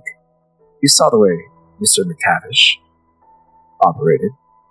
You saw how smart he was. Do you really think me, of all people, had any way to control that individual? Really think. I don't think it was about control. Then why the hell? If you understand what I do, you do the same thing. If all of a sudden Mr. McTavish lands in your lap, and he demands information, he shows up in the middle of the night, and he simply tells you what he wants. Be in my shoes. What would you do? If he was sitting right in front of you right now, the way I am, and he asks you questions, what would you do? What could you do to someone like that? It depends how far you're willing to go. Because if he's sitting there asking you questions, that means you have something he wants. And unless he's willing to kill you and not get the answers, how far are you willing to hold out? And do you really think Mr. McTavish was above playing that gambling game that you and I adore ourselves on doing? Do you think the moment that you show any sign of hesitation, he goes, then you're no longer useful, and just removes you from the board entirely? I believe that there are some things that are worth dying for. My question is, what about you? What do you hold in regards that's worth dying for? Because if he came up to you asking these questions, clearly it was no skin off your nose. You could live without them. You know nothing about me, and nor have you tried to know anything about me, Acer. What you did is true. What you have done, in all honesty, the moment I presented you with an opportunity to benefit you, free of charge, mind you, you hid in a hole. Like a coward. And then, you had the opportunity. I gave you a second chance. Come speak to me one-on-one. And the first thing you did is you mouthed off at me. You disrespected me. And I've been nothing but cordial to you. And isn't it so fucking funny that when a killer, and I use that term in the full sense, a legitimate killer, has you lined up in his sights, the primogen, a thin-blood primogen of the Camarilla, he has you lined up in his sights. And he shoots your friend instead. All the times you were vulnerable, all the times Mr. Holland was vulnerable, and it's only the Sombra he went after. I saw the whole thing go down. Isn't it really funny how you stayed out of his crosshairs every single time? Isn't it funny how the moment you became a problem to him, your family was never known, your sister was safe, Crescent's brother was safe? Funny how your center didn't go up in 12 pounds of C4 and about a dozen Molotovs, burning everybody inside. And then when they try to flood out the back way, that's when the bomb goes off. You see, you don't understand what you are dealing with. Duncan was on a mission. He was a soldier. Well, was a soldier. He wasn't going after just random nonsense. As much of a killer he was a master tactician. He wanted to bring down the La Sombra out of Seattle. They joined the Camarilla. The Camarilla grew too strong in his opinion, and unfortunately, Maldavis and the other anarchs at B did not like that, but they were not willing to risk whatever minor foothold they had and start an all-out war against a bunch of La Sombra. Those that can sneak in and out of shadow, that from a mile away with enough blood can scout your entire haven and you were never even there. Can apparate in a group of ghouls, and without lifting a finger, they all drop dead of asphyxiation. Duncan was the only one that was willing to fight that. He took offense to it. But here's the problem for you, Acer. You got in the way. So did Grayson. Do you really think for a split second, had you been truly vulnerable, that Duncan would have hesitated to let you live?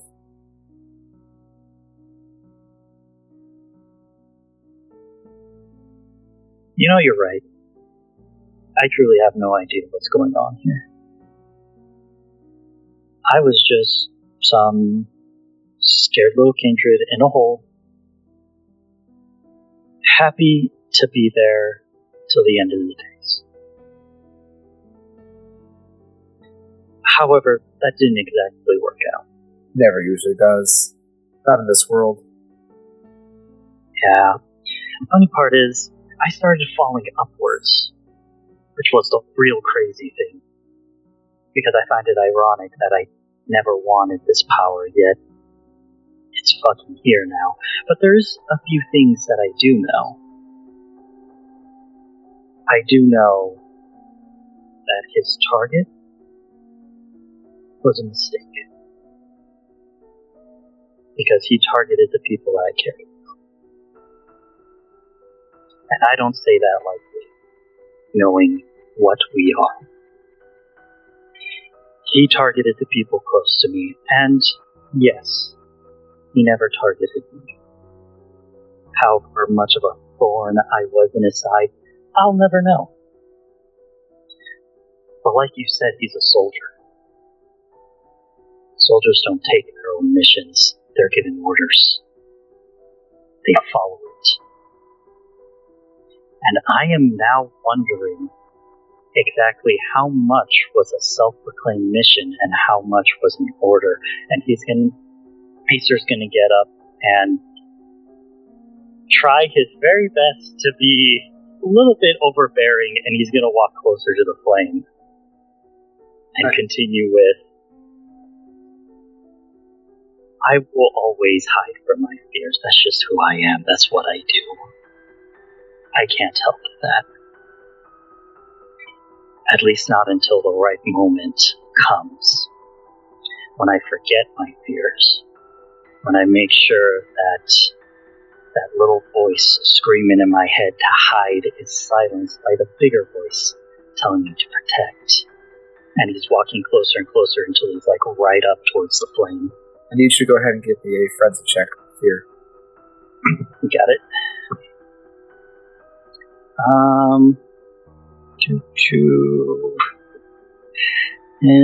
4. 4 is a crit, so 4 is not bad.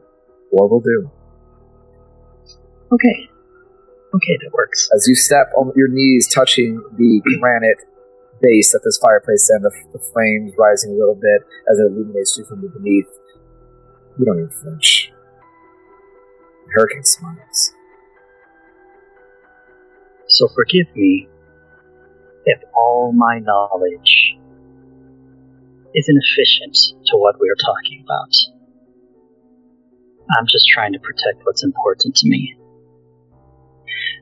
As for my little outburst, again, recently I found myself adopting a new family, and I don't like seeing them in anyone's crosshairs. As he steps back and kind of just sits back in the chair away from the fire. That's one thing I can agree with you on. Keeping those we care about out of our crosshairs. Or so, keeping them out of this world as much as possible. Which we both know is easier said than done. So you have a choice here. I've never lied to you, Acer. I've always been straightforward and honest. Which is a rare thing that you'll find in Kindred World. I personally don't like playing the, you hear his phone start going up, and he pulls out a phone that you don't recognize. You see he opens it with one thumb up, okay, you see he draws a very long, complicated pattern as he just continues to watch you on his phone, holds it for about a good 10 seconds. Go here, okay. Some kind of recognition. Both turns it back up, puts it in his back pocket. Sorry. You wouldn't want your family to have an accident while we're actually being productive. And I told you. Excuse me? I check in every day to make sure that my friends stay quiet. My security system. Not a threat. Just telling you that. I don't lie. But that's what I wanted to. See, Duncan coming into the city, well, I will impart that I did have a certain reverence for him. His ability to take action was precise. I'm actually more impressed that Crescent was able to survive not once, not twice, but 3 full-on assaults under her life, and she managed to slip away from his grasp each and every time. Fascinating. Well, to be fair, the way she tore down those 7 humans in a blink of a flash of darkness, well, I'm not surprised either. So you have a choice to make. From where I'm standing, the way you're posturing yourself, you can leave right now as my enemy. If that's what you want. Or, you can apologize to me for disrespecting me. And acknowledge the fact that I am, and I've always been, honest with you. And that mostly in part, the situation we find ourselves at right now is you making assumptions. And being a coward. I am still willing to speak with you, as my goals have changed. I no longer care about being primitive. There are other things in motion. But I can't share anything about myself without trust. You consider the fact that I have my finger on a kill switch. I'm willing to take your word. So make your choice. You can leave here as my enemy, or you could try and take a risk. Same way I'm taking a risk, sitting out here in the open air, while a hound is sniffing around my home.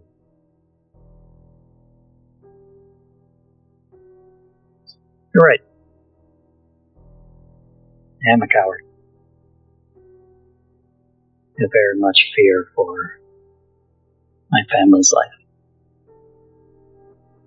And I did make a lot of assumptions based on the limited data that was acquired. So, I am sorry. But this is where our conversation ends. And he gets up. As you get up, you do hear him say, wouldn't it be nice if you weren't hungry anymore?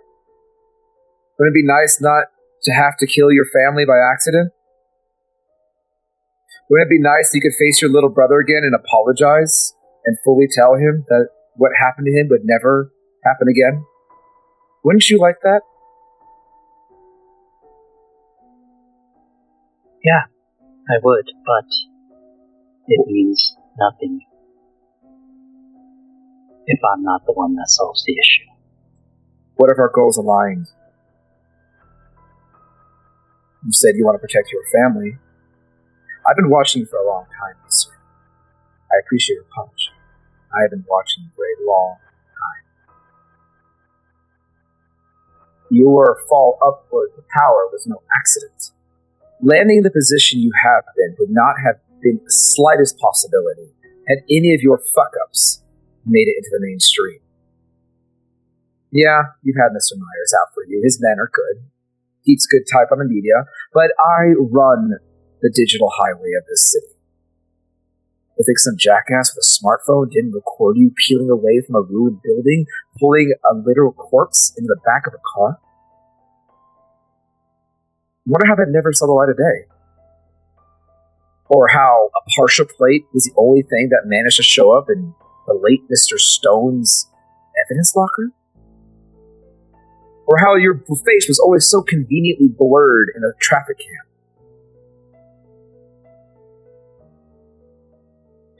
Acer, you know nothing. So for once, don't be a coward. Sit down. Talk. And let's share a little information. One that you may find very interesting. Or, you could leave. And if you leave, I'll disappear. Your family will be fine. I've not made any threats against them. By the way, your sister's doing very well. She's recovering nicely. She's going through therapy. After, the incident that we're both aware of.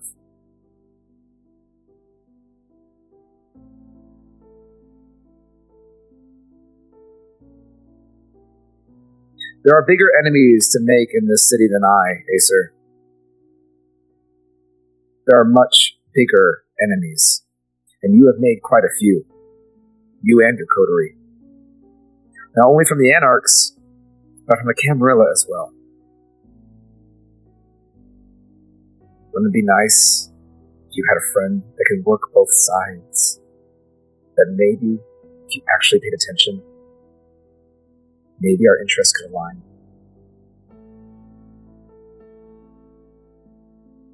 Good night, Hurricane.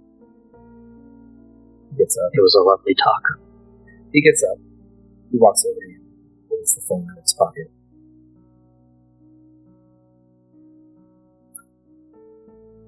I can't say I didn't try. He hands it to you. Code is 44360. go in there, you'll open the phone, you'll press the big red button. You'll let all my contacts know you're free to go.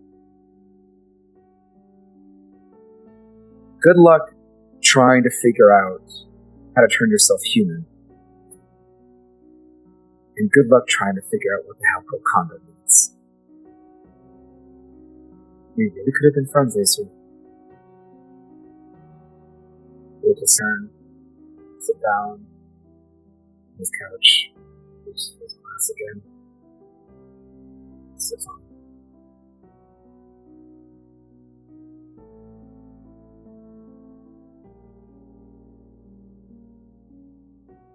You'll find that by the time you leave my house, any and all influence that I have in your center, I will have pulled. I will keep a small back door. If you find it, good for you. That's pretty much standard what I do with the rest of the city, so it's special in that regard. I just gotta say, those one too.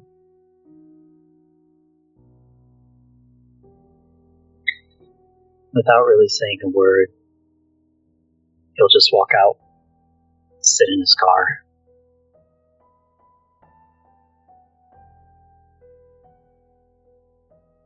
Open the phone, type in the passcode. You'll see a data stream for the phone, no fancy thematics, nothing like yours. It's clean, it's cut, it's organized, just straight code. It loads up for a moment as you see a single window application pop up on its own. And it's a simple down the middle. On the left, it says green, and the words Legion.exe. On the right, terminate software.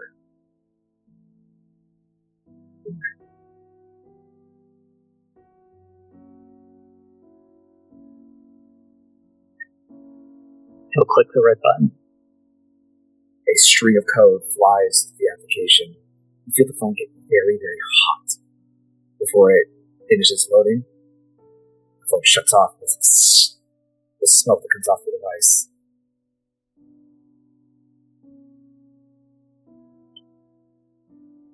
Snap it in half just for good measure, throw it in the back, and just drive off. As you drive away, you glance at Hurricane's home. I'll look in the rearview mirror. And see the silhouette standing in the second story of the ceiling, floor windows, watching you drive away. As you pull the corner, lights go out.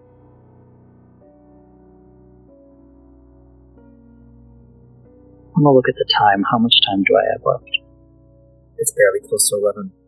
11:30. I'm gonna drive towards the hospital.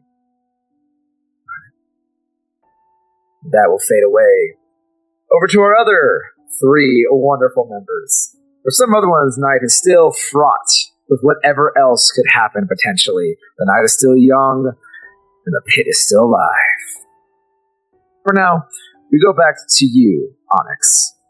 Or should I say Violet? This large man that had an eyeballing in the corner has now just take you past the front. He waves off the barkeep behind him as he begins to lead you along the side of the wall. You can see now a line of people begin to form a little bit at the front. There's a small gathering of here and there rough individuals, more leather-clad individuals, some more gangster-looking individuals hanging off in different cliques around the front as the night has definitely begun to pick up an atmosphere at this time. What do you do? Where is he taking me? He's so far he's taking you out the front, and he's gestured off towards the side of the building, away from a lot of the crowd. Perfect.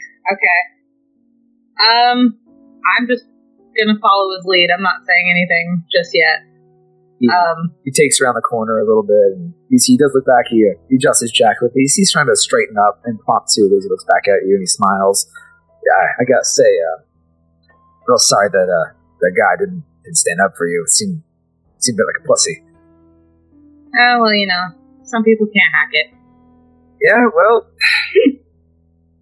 you can wear the jacket, you can wear the leather, but it's all about personality, am I right? Very, very true. He stops by about halfway down the side of the building. It's not too close of an alleyway. There's another larger, more dilapidated building nearby. Lights are off, boarded up a long time ago. As he just kind of leans against the wall. You see he looks around a little bit before he slips into his jacket. You see he pulls out a flask and unscrews it. It's a very nice flask as he hands it over to you. Sip. I will I will smell it first and then take a sip. Do you take it? Yeah, I'll take it though. Okay. You grab it, and for a moment you feel a small sense of fear as you look down at the shiny metal surface. It's chrome. It's chrome. It's chrome. I should have looked at that. That was my bad. Yeah, me and Silver don't get along. Cool. You hesitate. He visibly sees, goes, it's whiskey.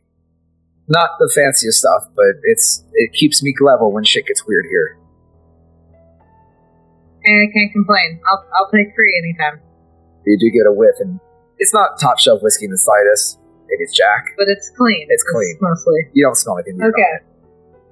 Cool. Then she'll grit her teeth because it's still gross to her. Someone else's mouth has been on it. And sure, we'll take a swig. A waterfall? Yeah, well, you know. You do the pretty girl don't mess with your lipstick waterfall, the shot, or hand it back over, and he smiles. There you go. Not too bad. Not too bad. As he takes a full deep one, throws the knob, and kind of just keeps hanging on to it, sloshing it back and forth a bit. So I gotta ask, you kind of stand out here. You really don't match the full vibe that what I would expect to see here. Not that you don't look good, obviously, but I'm curious. Why'd you come out looking for a place like this with someone like that? She'll kind of just tilt her head, but I'm a fickle person. I mostly just ended up in this part of town. I'm not from here. And just wandering around Alkai and looking for something a little bit more fun. And I mean, it seemed to have a fun vibe from the outside, but now it just kind of seems a little bit dull and filled with jackasses. Are you trying to lead him a little bit? Yes.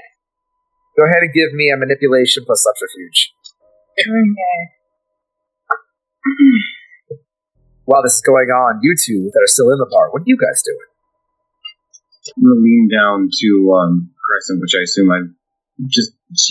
we're in pretty close proximity at this point. Oh yeah, you guys have huddled up just as that large, balding Bruja just went by you and pulled away the members of the Harpoon gang. You see them begin to disappear downstairs. You feel that new heartbeat in your chest kind of cool down a little bit. You guys were not seen. At least not acknowledged. Alright, what exactly was your guys' plan? She was looking for a way to get downstairs, because apparently that's where the good stuff is happening. Well, I don't think flirting with guys is a way to get downstairs to a fight, really. If one of the guys going down there was somebody she could woo to get down there, then that seemed like the best thing to do. As well as all of the other information I was trying to get. Possibly. We know we're in the right place, that's for sure. We could play it up. Oh yeah?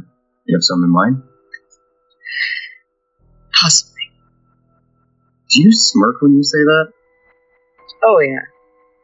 Chris immediately narrows his eyes as she was like, Wait, no, that's the look you would do when you started throwing things. Throwing things? That seems like an insult.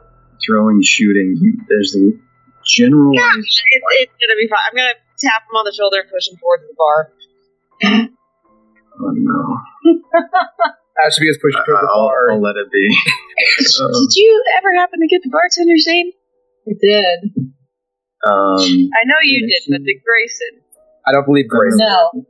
No, he would not know. No. I was going to say, she went up there to get the drinks, and I posted off somewhere else. Mm-hmm. Does he look busy, or...? At this moment, not necessarily. He is pouring a few drinks and serving customers and guests alike. He seems to be... You can definitely tell it's more of a laid-back bar moment, as he is still working, but able to keep on many different conversations at the same time. He's not looking too busy. Hey, sorry, you mind getting a drink for my friend here? He just... Really shitty breakup. He glances over his shoulder back at you guys, the dress kind of flopping up to one side. Shitty breakup. You can put that mildly, my friend. Offer's still on the table, by the way. Was there an offer? I'm gonna look at Grayson. I mean, I don't know. Was there an offer? As he just kind of smiles a bit at you, as you see him actually pulling some drinks out of the table. Regardless, you know what I would do on a bad breakup like that? I just happened to mention that your friend Violet still hasn't paid her tab yet. Who says I have left yet? I mean... She left the tab open for you, too. That's cold. Remember, under Violet, by the way, so, I mean, you were her +1, I don't know, it's up to you. But what do you want? I mean, yeah, I can cover that. So how about the highest shelf whiskey you got? Oh. You want... Kind of looks at you, gives you a squint, looks back at Grayson. Do you know her, by the way? I have to ask. You are? As he points to Crescent. Yeah. As I look to him and look back to her, I point my finger toward him. Get real close. Leans in. I don't, but I might wanna. If you say you need an angel shot right now, I will punch you. He leans into you. You can see the obvious smirk in his face. By the way, Chris, you can hear this whole fucking thing. Height Sense is great. I kind of figured. As the barkeep leans in and goes, I have to ask, she looks like she's 12. How old is Crescent? Apparent age? Yeah. 22. So same as Onyx. You had an ID. She didn't. Ah. Sucks to be you. She is, trust me. Come on, it's not like I'm buying a drink here. That's exactly what you just said you were doing. No, I said we were getting it for him, putting it under a certain someone's tab. Alright, this is why I'm just going to be bluntly honest here. I don't really give a shit, but here's the thing about it. I don't want to get in trouble, so if shit goes down, I'm blaming it on my security guy because he was supposed to check you. Fair enough. So, What else is... I don't want to see her drinking anything. Got it? Easy. Easy day, my friend. I was gonna go back and be nice to this guy, not any freaking more. You don't know what's going on. Oh, I will when I get the bill. You see, actually, he doesn't turn around to the shelf behind him. He goes underneath the counter. As you can hear a small click of a lock go off as he opens the shelf and he pulls out a large black labeled bottle of beautiful whiskey. It's not popped yet. The crystal is nice and twisted. You can just faintly even smell the aromatics coming out of it. Wax top cork and everything. It is Ain't as good as the Irish stuff. but it's like shot or bottle. I'm gonna start with shots. We'll work up to the bottle. You see he cracks the wax cap off with one simple throw, throws it over his shoulder, grabs 2 whiskey glasses, sets them out, and you can see from a little ice tray he pulls out 2 spherical ice balls, puts them in a glass, and he pours even just seeing him do a quick count, he pours it very quickly, 2 whiskey glasses, pushes them to the 4th of you.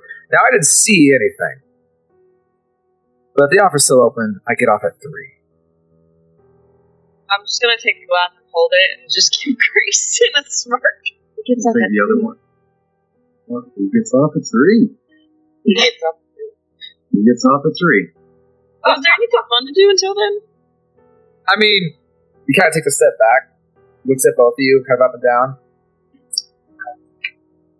He leans back as he kind of looks over Crest up and down, tilts his head a little bit, nods. He seems to get you a little bit. He kind of gives you that, like, okay.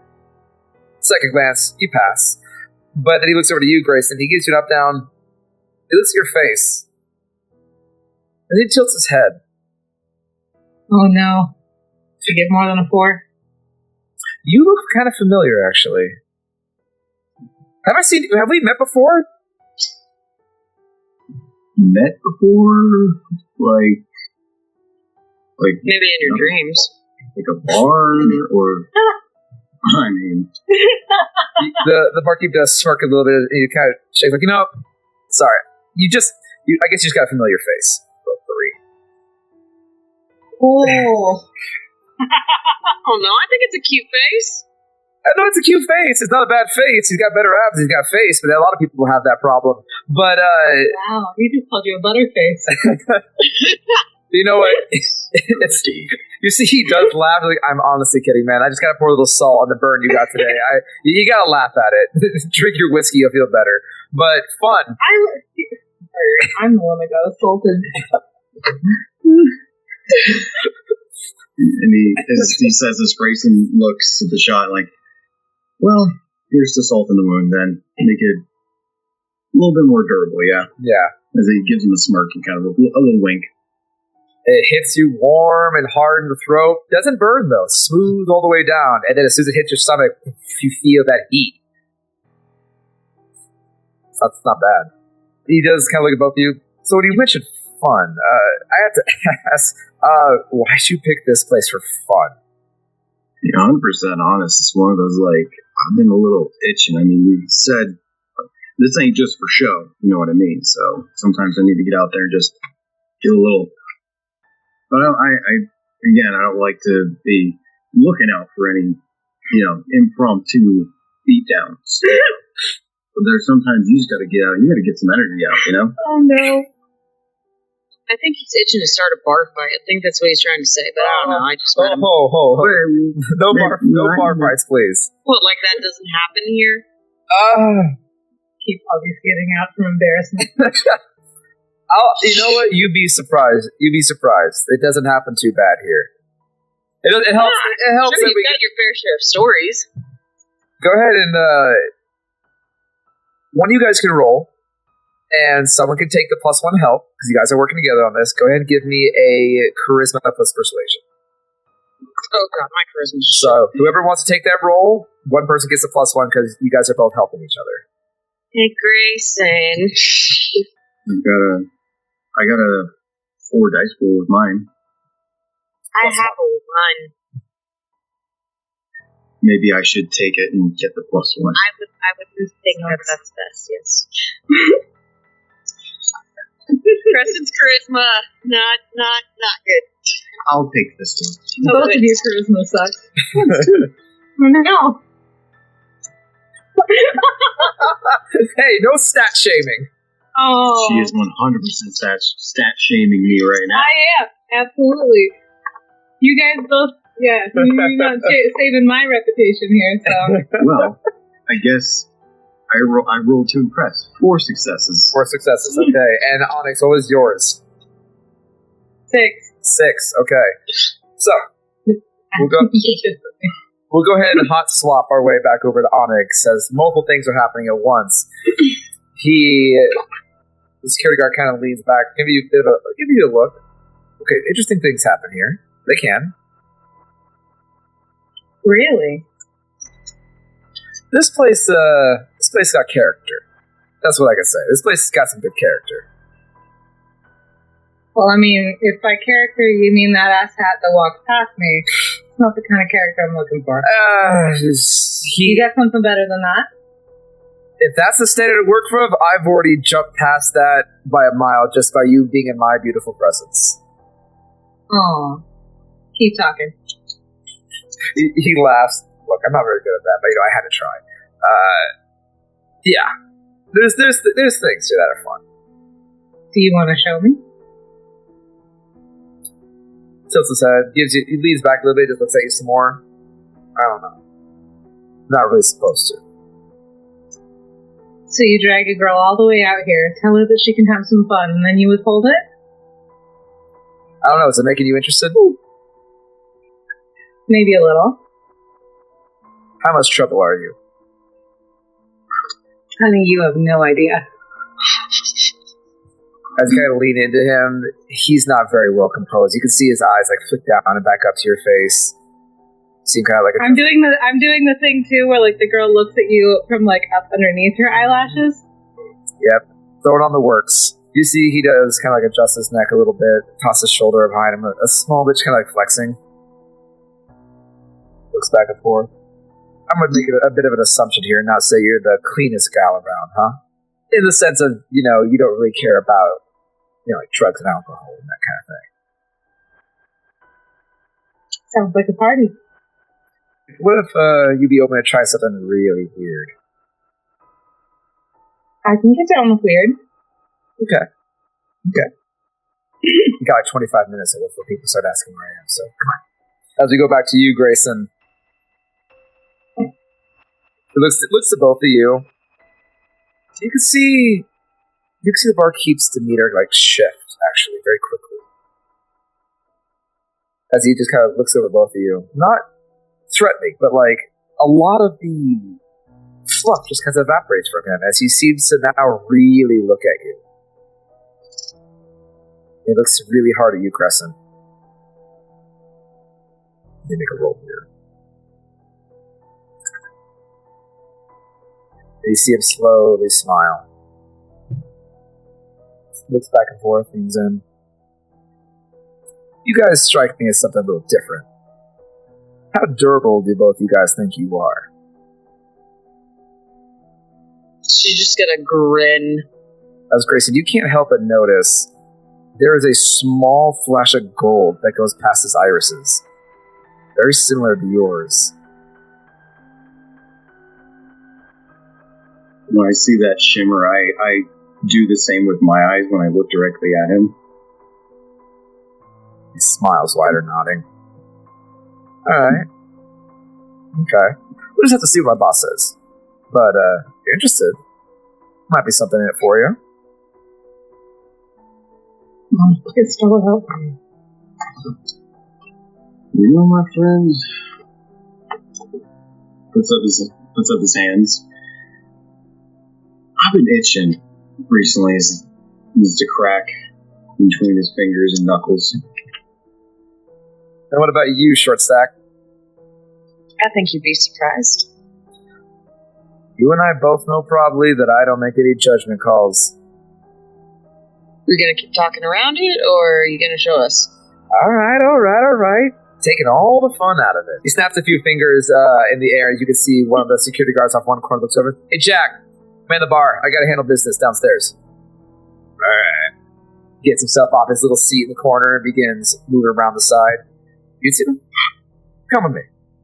As he takes off his barkeep apron, tosses it over to the security guard, who immediately just starts very awkwardly, taking up his job. Seems to know kind of what he's doing, but he's nowhere near the same flair as this guy, as he begins making his way around the bar. Come on. And begins walking towards the back. I'm gonna follow him and also look back at Grayson and just smile.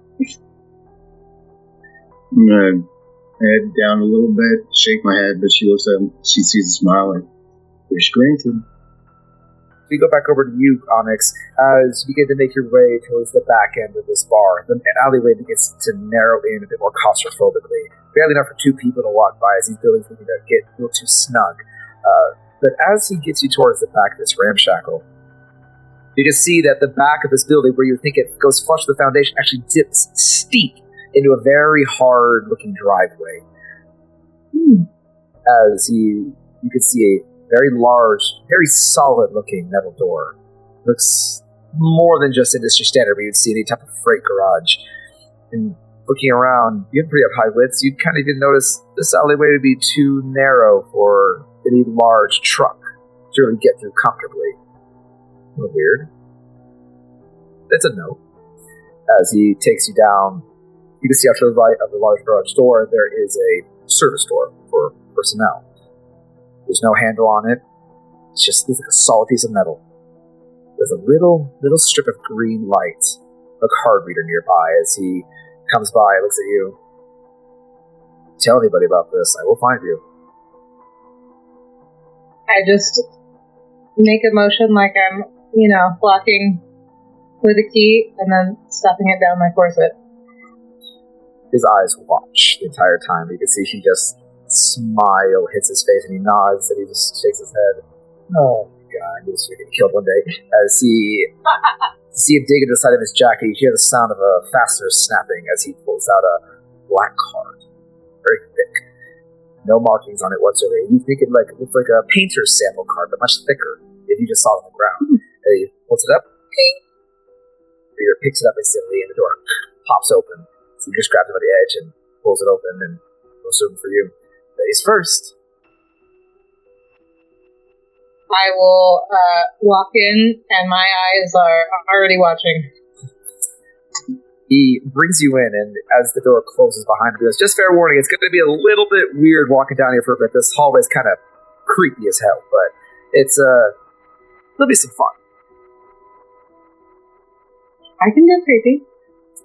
As he points ahead, it's just a long, straight, service-looking tunnel. It's a little bit weird. It didn't open up into whatever room was nearby, but nonetheless, you begin going through as he needlessly points directions to you, trying to sound more authoritative, showing off a little bit.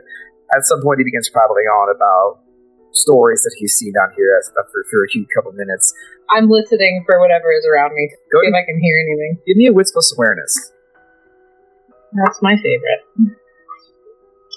You can add your aspects to this as well. Thank you. Shit, okay. Super high. What's your super high? 7. Woo! Okay. 7 successes. So, you're doing your best to tune this guy out and just kind of keep the facade as you walk for a minute or two. From here, you almost close your eyes just a little bit, just kind of focus more on your hearing. You can hear water going through the pipes, the slight buzzing of electricity in the cables. But you also distantly can still hear the sound of the music playing upstairs. You also hear, lack of a better word, sounds of conflict. Hard thuds, sounds of grunts, men and women. And the sound of something hitting against something hard and metal. It rattles and echoes. It sounds like a large room. You smell oak. The same kind of dusty smell that you would find in like a shipping yard or a warehouse. You smell straw. Mm-hmm. You can hear many, many voices. There are too many to really focus on per se. You're surrounded in concrete, so even with your height here, most of it's muffled. But as you move about, you notice the hall is sitting to a slight decline and deeper underneath this building. And just kind of keeping aware of you are, you realize that kind of walking and monitoring things, this service tunnel extends farther past this actual bar. So it's not in the bar.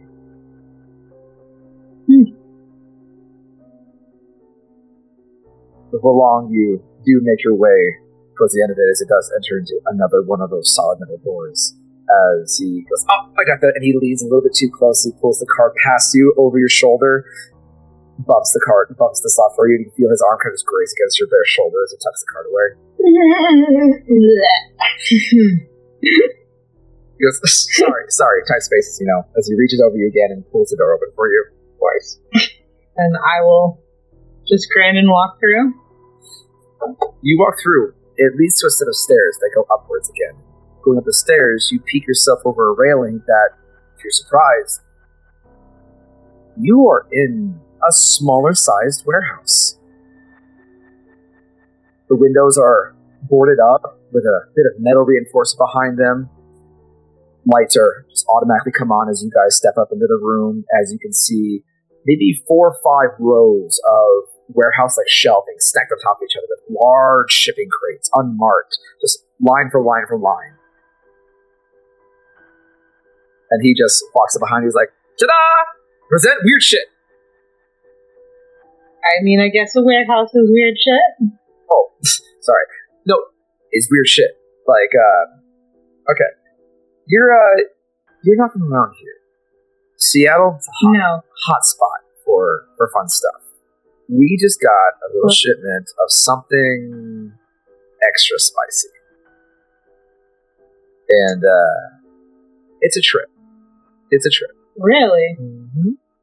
Well, do you know anything about it? All I know is that, our boss deals in it.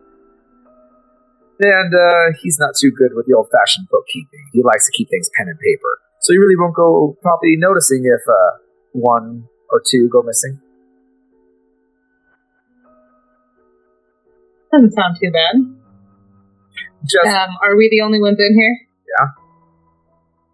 It's just an empty warehouse? It's just an empty warehouse. They just line with these large crates filled with something. Okay. I'll follow him along a little bit to let him get near it. Sorry, question, Storyteller. Is this the same one that carted Crescent? Yes. So this is the ghoul? Yes. Okay. He leads you down one of the aisleways of this small impromptu warehouse, just kind of looking around, looking at pretty high widths. This probably was not at one point a warehouse. This probably was some kind of maybe larger restaurant, maybe a larger beachside store, a shop, but it has definitely seen a high degree of retrofitting. He goes by one of the larger crates, and now you're up close to it.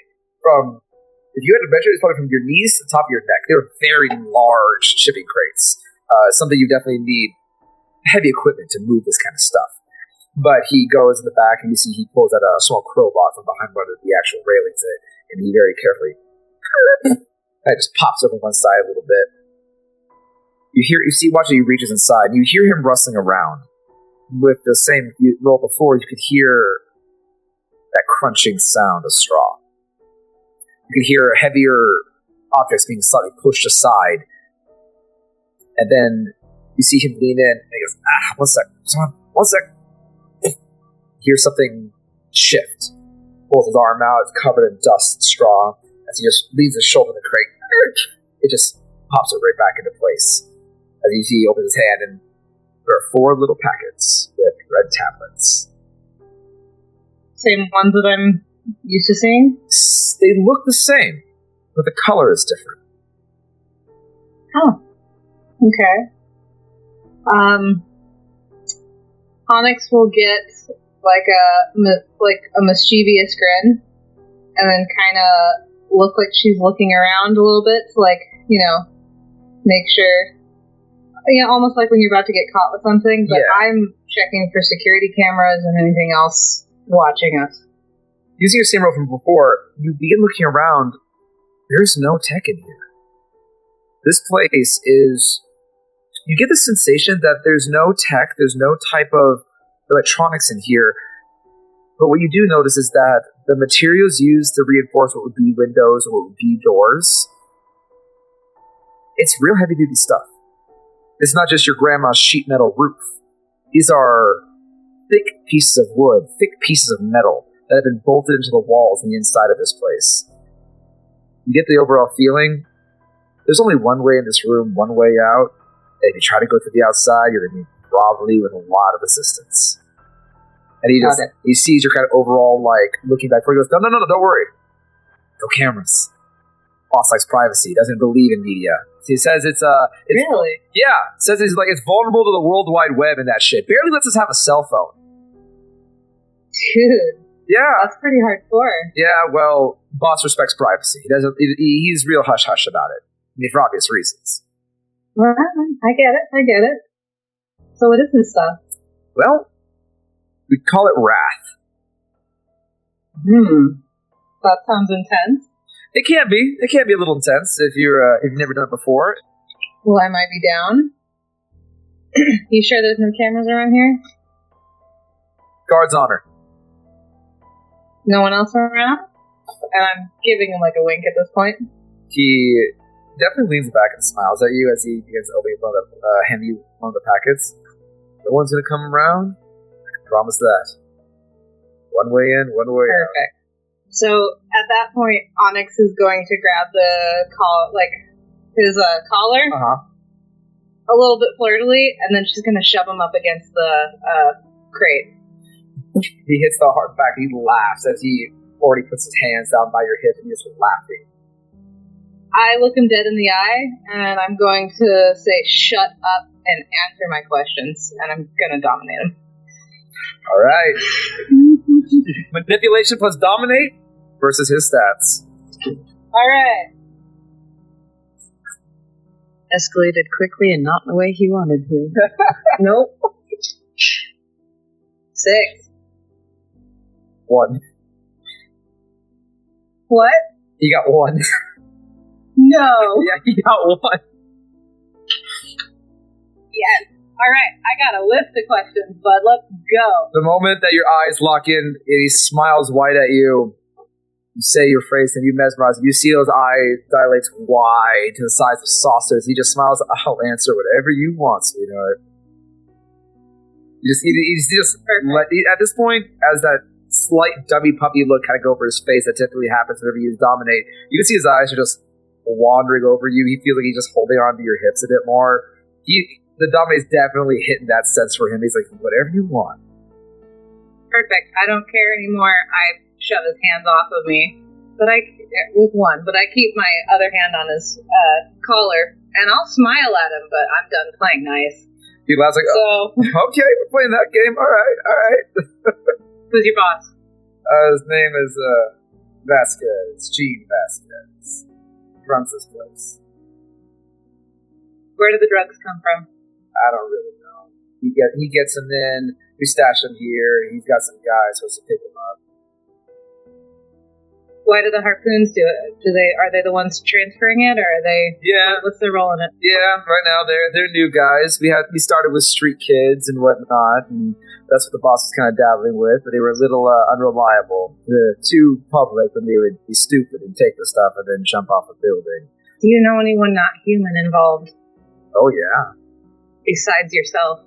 Well, I'm human, but Vasquez, he's a fanger. Which one?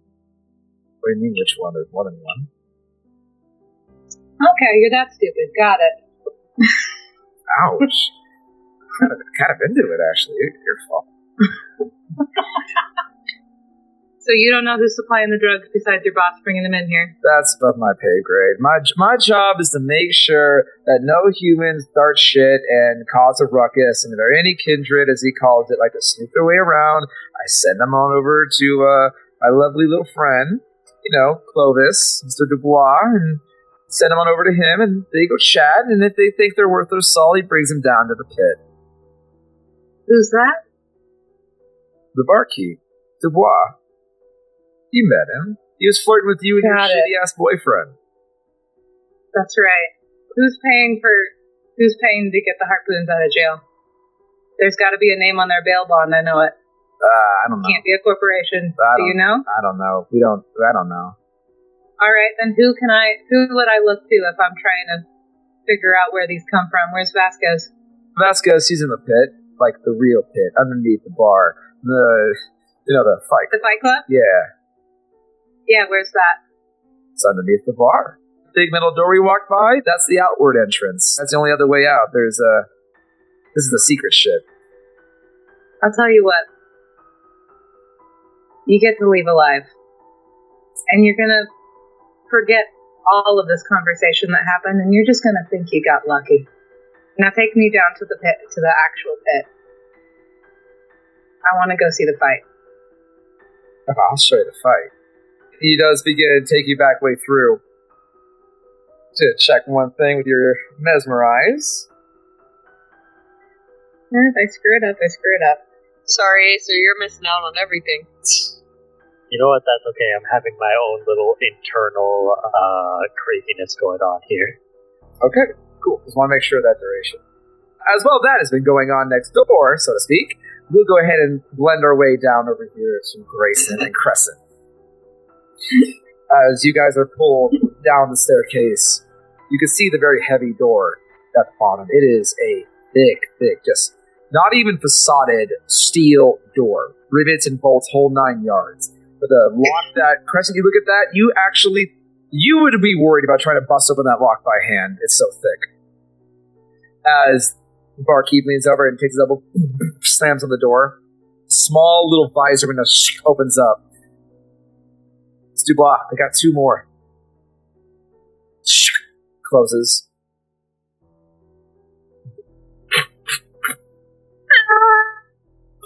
As the door is opened up, and you can hear the sound of throttling heavy metal blast out of this door the moment it's open. But there's soundproofing here giving way the moment that door is open.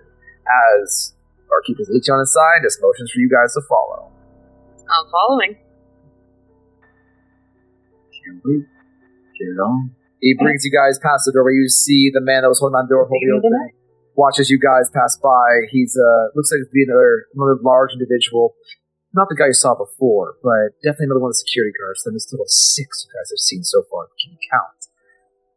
But he's got a lot of watchmen. This guy, his uniform stands out a little bit more. So he has a little bit of regular earpiece in his ear. You see Grayson moving by and Crescent, you too, because you would be looking for this. There's a gun on his hip. The only armed one you've seen so far. But you do make your way in, turn a sharp corner, and the room just immediately opens up. There's in the far distance, your eyes kind of do see there is what appears to be like a small window type of portable office that's been kind of impromptu made in the inside of this building, but it is drastically overshadowed by the amount of chain, metal, and fence that's been interlaced in this area. You kind of walk in, it's almost this Colosseum style, a little bit larger than the actual foundation of this building. It dips down into several sublevels where you can see sitting on concrete steps, looking down at what appears to be, at one point, could have been the shape of a half-dome bowl for maybe some skate kids, but it's been long since repurposed, as there is welded chain-link fence and wrought iron that has been bent and twisted all the way around the outside of this dome. On the inside, you can see, in the mix of people shouting and screaming and laughing, 2 large men going at it. There's blood flying across the ground as one man picks this guy up and hauls ass and hits him hard against the side of the fence, picking him up off his feet, throwing him over. He hits back first. The bars bend inward from the force of the hit as he falls and hits the ground with a hard thud. Immediately gets back up and just full-on punches this man straight in the chest, launching him off his feet, hitting the other side. There's going to be 10 to 15, 20 people here of all different kinds of prestige, just shouting and laughing, egging this on as the barkeep begins to lead you on the outside of this ring and begins making you way towards the back of the room. You weren't kidding. Yeah, this place gets a bit rowdy at times. I warned you. Got it. Gonna keep following him, but I'm gonna check back, make sure Grayson's still coming. Oh, I'm not far behind at this point. I'm checking out the scene in the cage, seeing what's going on there. A lot of people, a lot of faces. Do they all look? Do they look human, ghoul, kindred? Like, can you tell at all? Both of you guys can be wits and awareness. Okay. Mm-hmm. I only got 1. 1. You can try 3 and roll. success. 3 successes. You can try and roll higher if you're trying to look for faces. Actually, how's my willpower? Actually, I haven't used any. Oh, shit. I'll take a willpower, actually. Alright, take a point of willpower damage. Mm-hmm. I don't want to risk it just yet. I feel like I need to use it for other things. No worries. Right, well, that was 1 more, so it shouldn't. 2. Oh. Yeah, the dice are not being nice to me. Do you want to try and browse? That's still an option. And you also still have blood dice on the table. Is that up to you? Or are you going to stick with 2? I'll stick with my 2. Okay. And just make sure I heard that right. You said you already had hunger too? Yeah, I'm already hungry too. Okay, making sure. So, with 1 success, you look around the many faces of the room, a lot of bodies moving, a lot of things going back and forth. The lighting is not necessarily the most intense here. There's a hard center spotlight coming down the actual fight pit, but there's not a lot of lighting around the vicinity. So a lot of faces are shielded in shadow and movement. So, you're not really recognizing anyone. There's a lot of people here, though. But for Crescent, as you're listening and paying attention, there's a mix. You hear rapid heartbeats. Not enough to account for everyone in this room. But one thing that you will do notice that catches you a surprise, the 2 loudest heartbeats in the room are 2 men in the pit. You watch this man, he actually puts this one of them into a full-on hold, and as he's pulling it hard, the guy is still fighting back, and then you hear a resounding snap as this guy actually takes him by the shoulder and the elbow, and you actually can hear the sound of his scapula and the joint in his shoulder snapping. Without any mercy. The guy doesn't even flinch. The arm nearly goes dead as he swings at his elbows and straight in the face, and you can hear the sound of a cracked jaw as it just separates from the actual joint, just resounding in the crowd. People just be cheering and shouting at the visceral carnage of it as it's getting more intense. I'm gonna pipe up to. You said his name was Clovis, or Yeah, Clovis Dubois. Dubois. So how exactly do they win the fight? Is it just until someone goes down? When one gives up. Really? Yeah. Anyway, as he brings you guys towards the back end of this office section, he turns around. Okay, rules. You don't follow the rules, you get kicked out. Simple as that. Rule number 1. Okay. You want to fight? You're going to offer something to the boss. That's your bet. That's your entry fee. He'll tell you what he takes. Changes all the time. Depends on what he wants. Point is, whatever you offer, if you win, you keep what you offered, and he pays you a bit more. Rule number 2, keep it entertaining. No one wants a one-sided fight. No one wants any type of bullshit. You gotta please the crowd. It's showmanship. So, get your adrenaline fix, and have fun. So make it last. 3, we're not responsible for what happens to you at the end. Okay? Okay. That's all I needed to know. Cool. He bangs on the door. You hear, hold on! What conversation seems to happen behind the door? When the door begins to swing open, Barkeep steps aside as the 4 members of that harpoon gang step out. They begin walking their way out the front of that door. You hear a gruffer sounding voice. Be on time this time. Alright? The man that spilled the beer on you, one kind of hanging back the most, looks back like, yeah, no, we got the deets. You know Jane, she got all this taken care of. Yeah, we'll make sure you do your fucking part. I don't want to clean up any mess, okay? Yeah. He turns around, and you are just eye to eye with this guy.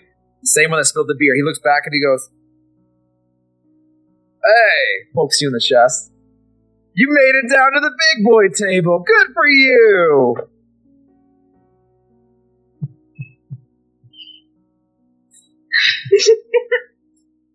Hey, Francis, right? Yeah. Sorry about your lady friend. I'll be going out to find her next. That's the point where I backhand him as hard as I possibly can. Give me a strengthless brawl. I think I know who's going in the pit now. Oh! Yep, that's... Beat him up, Grayson. It is too fucking late now. Beat him up, Grayson. Ooh. What we got? How about slap? What does 4 successes buy me? 4. Luckily, bludgeoning damage counts as superficial for starters. So, good. Crescent, your eyes actually go wide for a moment at the resounding resonance of the sound of Grayson's knuckles slap meeting the jaw of this mortal. Now, to say this man was bitch slapped was about 10 miles that way. As the moment that hand makes contact, this man's head swivels around almost fully to where the back of his head is now facing forward. He spins on his heel, and he fucking hits the concrete. Bam! Immediately, the 3 guys that were standing with him, they back up, and one actually pulls the gun straight towards you. Dubois jumps in, hey! No metal! Oh. All my hands just like... Francis hits the ground. It's not moving. Oh. As the arm looks down, looks back up, you hear that gruff voice again. Well, you fucking idiots, as you see a guy step into the frame. He's a more stouter, more rounder looking man. He's got a bit of a grease comb over. Not disgusting in any means, but he's definitely not the prettiest man in the world. But you definitely can see he's got the fat body, big arms vibe with a bit of a button-up polo shirt, black button-up shirt that is a little bit too tight for him in various regions as he crosses arms. Looks basically up at you, Grayson. Looks at the guy on the floor. Looks at the gang. You said he spilled beer on you? Touched the garage with, spilled beer on me. Figure that's fair. Looks up at the gang members who are like wide-eyed in shock at this point, as Francis has not gotten up. I'm gonna tap him with my boot. You hear a very pain. Oh. He's still good. Whoever this individual is, most likely Vasquez, looks up to the gang max. We'll pick his ass up and take him home. Come on, let's go. There's a slight vibration in the air of his voice as the three of them look to Vasquez. Just, okay, yeah. And just immediately pick up their friend as they slung one arm each overhead, his head just rolling down. Oh, as you can see, just blood coming from the front of his mouth as Vasquez slowly turns his head to look up at you, Grayson and Crescent. And looks over at the barkeep. Nice. It was good. All right, come on. As he steps inside, Hinduwal just raises his hands and smiles. Trust me, I wanted to do the same thing, but you beat me to it, and I'm on shift. So remember, I get off at 3 if you live. As he just, without waiting, turns and walks out, following the ne'er-do-wells out the front. He gets off at 3. Grayson. Yes. Would you be so inclined to say that that dictator came to the surface a little bit? Oh, yes. You take a stain. You lost control. You willingly lost control of your beasts for the indulgence of suffering. While it was warranted, you lost control. It's only one because he did not die, but he's not going to be walking for a little bit. So you make your way into Vasquez's office, and he pulls out 2 fold-out metal chairs without any type of ceremony. Just flops them open in front, sets them down, picks up a couple of the other chairs that were in the room, sets them against the wall as he sits down at his very shitty-ass desk. It is a metal factory desk that's been dented and graffitied over with all kinds of just crap that's been taped to it at one point. He is sitting in a Reiki chair. The moment he sits down, you hear that very loud, Reiki old office chair that probably got pulled from a junkyard. There's a very musty, mildewy smell that kind of permeates this office, mixed with the slight fragrance of sweat and muscle from outside. You can still faintly hear the music as this room seems fairly soundproof as he sits down and looks at both of you, his arms are crossed. He just stares at you. Well, so, what is the currency you like tonight, my friend? Currency? Okay, so, good old DeBoss is looking for more muscle to throw in the pit, huh? Mm-hmm. If you'd be so kind, I mean, I wouldn't mind letting off a little more steam. That was just more of a personal karma. I like that word. You probably deserved it. Guy walking the act like top shit. Should really be careful when they're fucking around with Kindred. I mean, especially one that has such a strong public profile as you, Mr. Holland. Oh, well, I mean, you get around. Yeah, well, I was wondering how you were going to fare when I saw your arm blow off that evening news some months back, but never thought you'd want to start making your public appearance again in an anarch pit hole, walking around with I squints at you a little bit. Smiles. I like you better in brown than red, sweetheart. I mean, I'll be honest, I've just been meaning to blow off some steam after the whole frickin' debacle, you know? Hey, trust me, it was chaos on both sides, but none of us got any rest. Though I gotta ask, I appreciate the attempts to blend in, but now my brain is immediately going, you come here to show up for a fight. You know you're not in Camarilla turf. So that's 2 Cammy vamps like you sitting in my office right now. What's going on? Is this business? Is there something that I owe you? Did I break a rule? Well, I don't think you've broken any rules. Not that I know of. I mean, you got a pit here. Okay. I mean, it's Yao. I mean, it's just like probably 5-6 more in the surrounding area. I want to say 50. Regular 50 100 miles right there. At least. At least for. So you're being square. You're a bunch of Cammy Ivory babies walking into my establishment, doing the least Camarilla thing possible. You really want to flex some muscle. Why do you think we're in disguise? Or at least what we thought was somewhat. Oh, it wasn't bad. It wasn't bad. It just I got my ear to the ground. I'm sharp. I see things. It's my job. That's what I do. Well, there you go.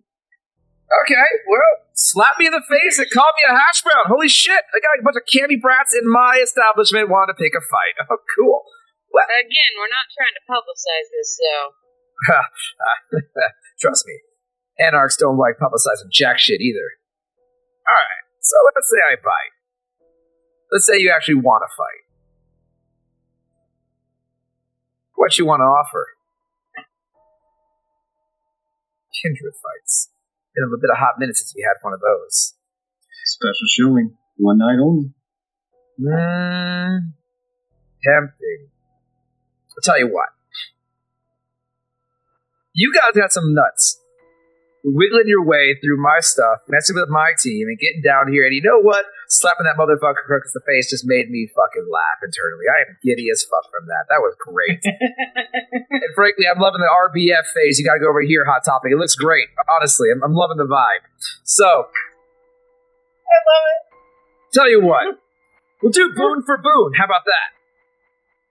Ooh. That's your bet. You bet. I'll say a modest boon. It'd be nice though to get a favor from a Cammy if I win.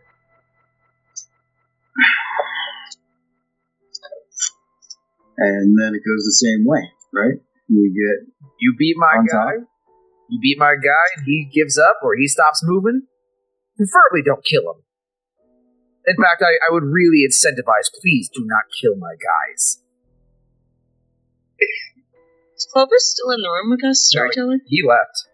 Okay, make it sure. Tell you, if you beat my guy, I'll owe you a favor. And this is one for the both of you, not per. You guys are a unit. Well, looks Grayson.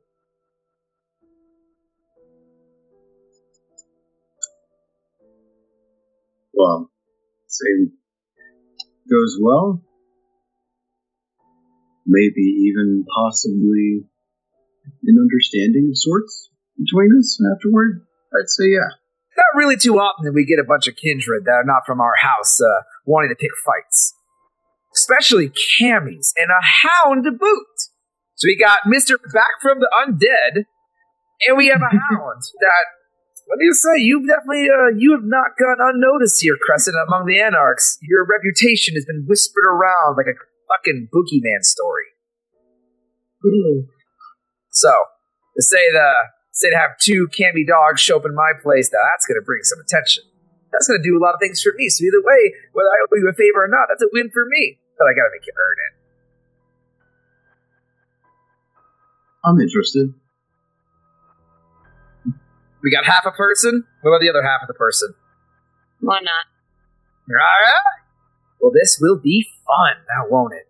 Alright, well, you're going to take up against one of my guys. In fact, let's keep it fair. Keep it 2-on-2. You can use whatever you want. You want to go ho-hogging? Cool. You got guns? Just don't shoot anybody in the audience, for God's sakes. And if you want to use your fancy-ass powers, throw out some voodoo shit, whatever you got, go for it. Thing about it is that make it fun. Make it good. Give them a show. No one likes a 5-second round in the first round. And I highly incentivize, again, don't kill my guy if you can help it. I get when the Vitae gets pumping and shit gets throwing, one thing may happen, but I would be really unhappy if I lost any of my guys, okay? Fair is fair. I'm not about to go around killing nobody. So, unless they deserve it. Go ahead, step outside. I'll go ahead and round up your opponents. It'll be great. Oh, by the way, we go by Cloak and Dagger. I love it. All right. Okay. I was thinking it and I didn't want to say it. Cloak. No worries. I got you. You see, he pulls out like an old ballpoint pen. He scratches onto a notepad real quick. Cloak and Dagger. I love it. I'm adoring this. You guys are fun. Not too bad for some Cammy snots. All right, get out. Let me get the shit together. Yep. Go sit down. Stepping out. Okay. You just hear him muttering, Cloak and Dagger. This is good. So, moving our way back over to Onyx. At this point, yes. I wanted to amend one thing. Okay. Since we hadn't left yet, I'd just given the order. Mm-hmm. before I did, I wanted to make, if my phone is working, I don't know, but pull out, and I want to grab a bunch of photos that I am sending to Acer. Okay. So, Acer, as you've been making your way out, heading towards the hospital at this point, a few minutes goes by, and your phone starts blowing Acer up. doesn't have his phone on him. Thank you. Cool. Well, it's going to Acer, and, oh, that's right, he did tell us that. Yeah. Okay, then the second place it's going, begrudgingly, is, You can still send it to him. He just won't get it till he gets back to the facility. oh, okay. Well then, yeah, I don't really want to send it to the other person who's involved, so I'll, not you. The Prince dude. The Prince dude. Dragos. Sorry, Kristen gave me a look, and I was like, I don't mean you. Prince Dragos is his name. Yes, I forgot his name for a second, sorry. It's all good. You've had a day, we know. I will, it's been a day. Yeah, I'm gonna take a bunch of pictures and send him that along with all the information that I just got from this guy. Mm-hmm. And I'm going to amend as we're heading out that he's gonna take me there, but he's going to forget that I'm with him. And you do have cloud memory. Okay, go ahead and give me a charisma plus dominate. Well, and then I have one more thing after that. Okay. 5. Okay. Then what's your last thing, obfuscate girl? That's what I'm gonna do. I know I keep popping in and out, but after I've had him forget me, I will step around the corner of a crate. Actually, I will pull the key card from him. Okay. I'll say this. And I will step around unless he needs it to get through the door. You need to get through the door. Okay, then I will leave it there. But what I will do then is I will step around a corner and I will vanish. So just to be clear, what I'm understanding, your cloud memory him have you forget you exist as you're sending him off, and then you're just going to vanish. He's going down to the fight club. Yeah. I told him to go to the fight club, and then I'm going to unseen passage, yeah. Okay. So, as he begins to turn off like he's about to lead you off where, all of a sudden, he goes a little slack, turns around for a moment, and as you begin to slip away, step behind, your unseen passage goes off. Your rouse check. Well, pass. As you just move yourself out of sight, he seems very confused and he kind of spins around for a moment. Where the fuck did... Oh, God, that's not good. That's not good. It's not good. Oh, shit. Did I tell the boss? Did I not tell the boss? As he runs by, you can see he walks right past you as you kind of just lean back. As he begins to pry the crate open a little bit, he just hastily shoves the remaining drugs into the crate, pushes it back shut. Ah, shit. Oh, God, I'm fucking... Oh, God, I'm in so much fucking trouble. As he begins sprinting down the staircase and he pop open the door, you hear the beep as he takes off. I'm following him. Okay. With Unseen Passage, you can't make a lot of noise.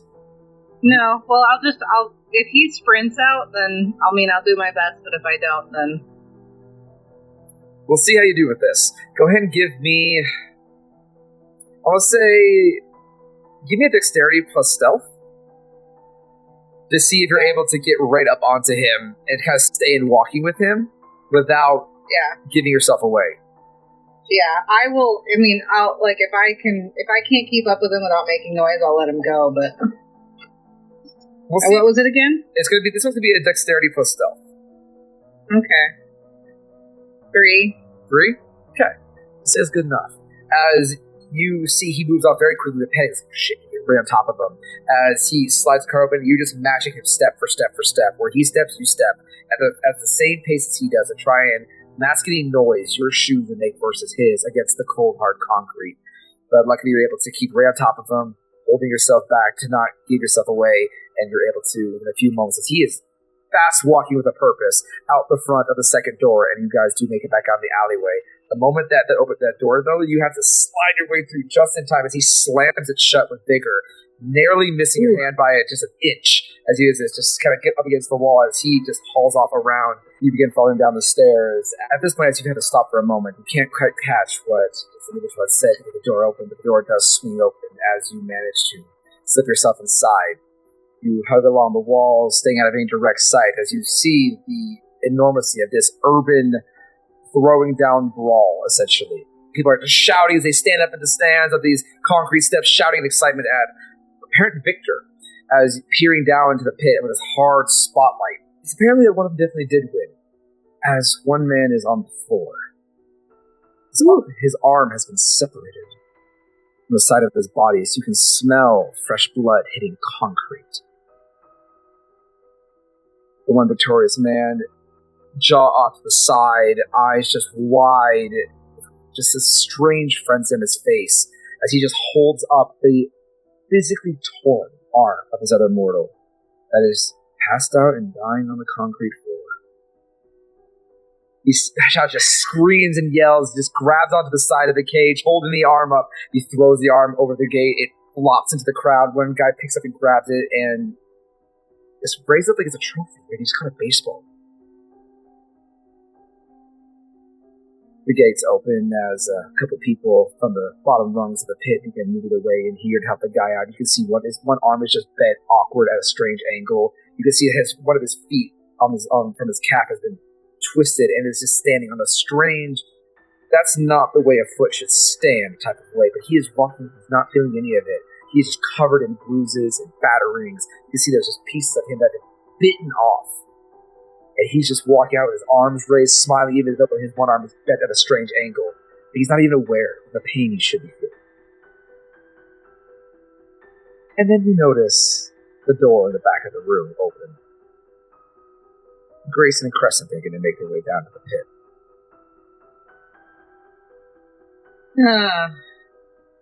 They made it in. And for now, we're going to go ahead and pause this scene here. Let's go ahead and make some resolves here. As usual, you guys do get another experience point for surviving the night. Found some very interesting details. Got a little step closer. Social situations are fun. But Grayson. Yes. Let's see how much the dictator really did take over the night. I need you to make a resolve check. Right. So, any empty boxes of your humanity trackers, how many dice you get? You need at least one success, or your humanity is at risk, my friend.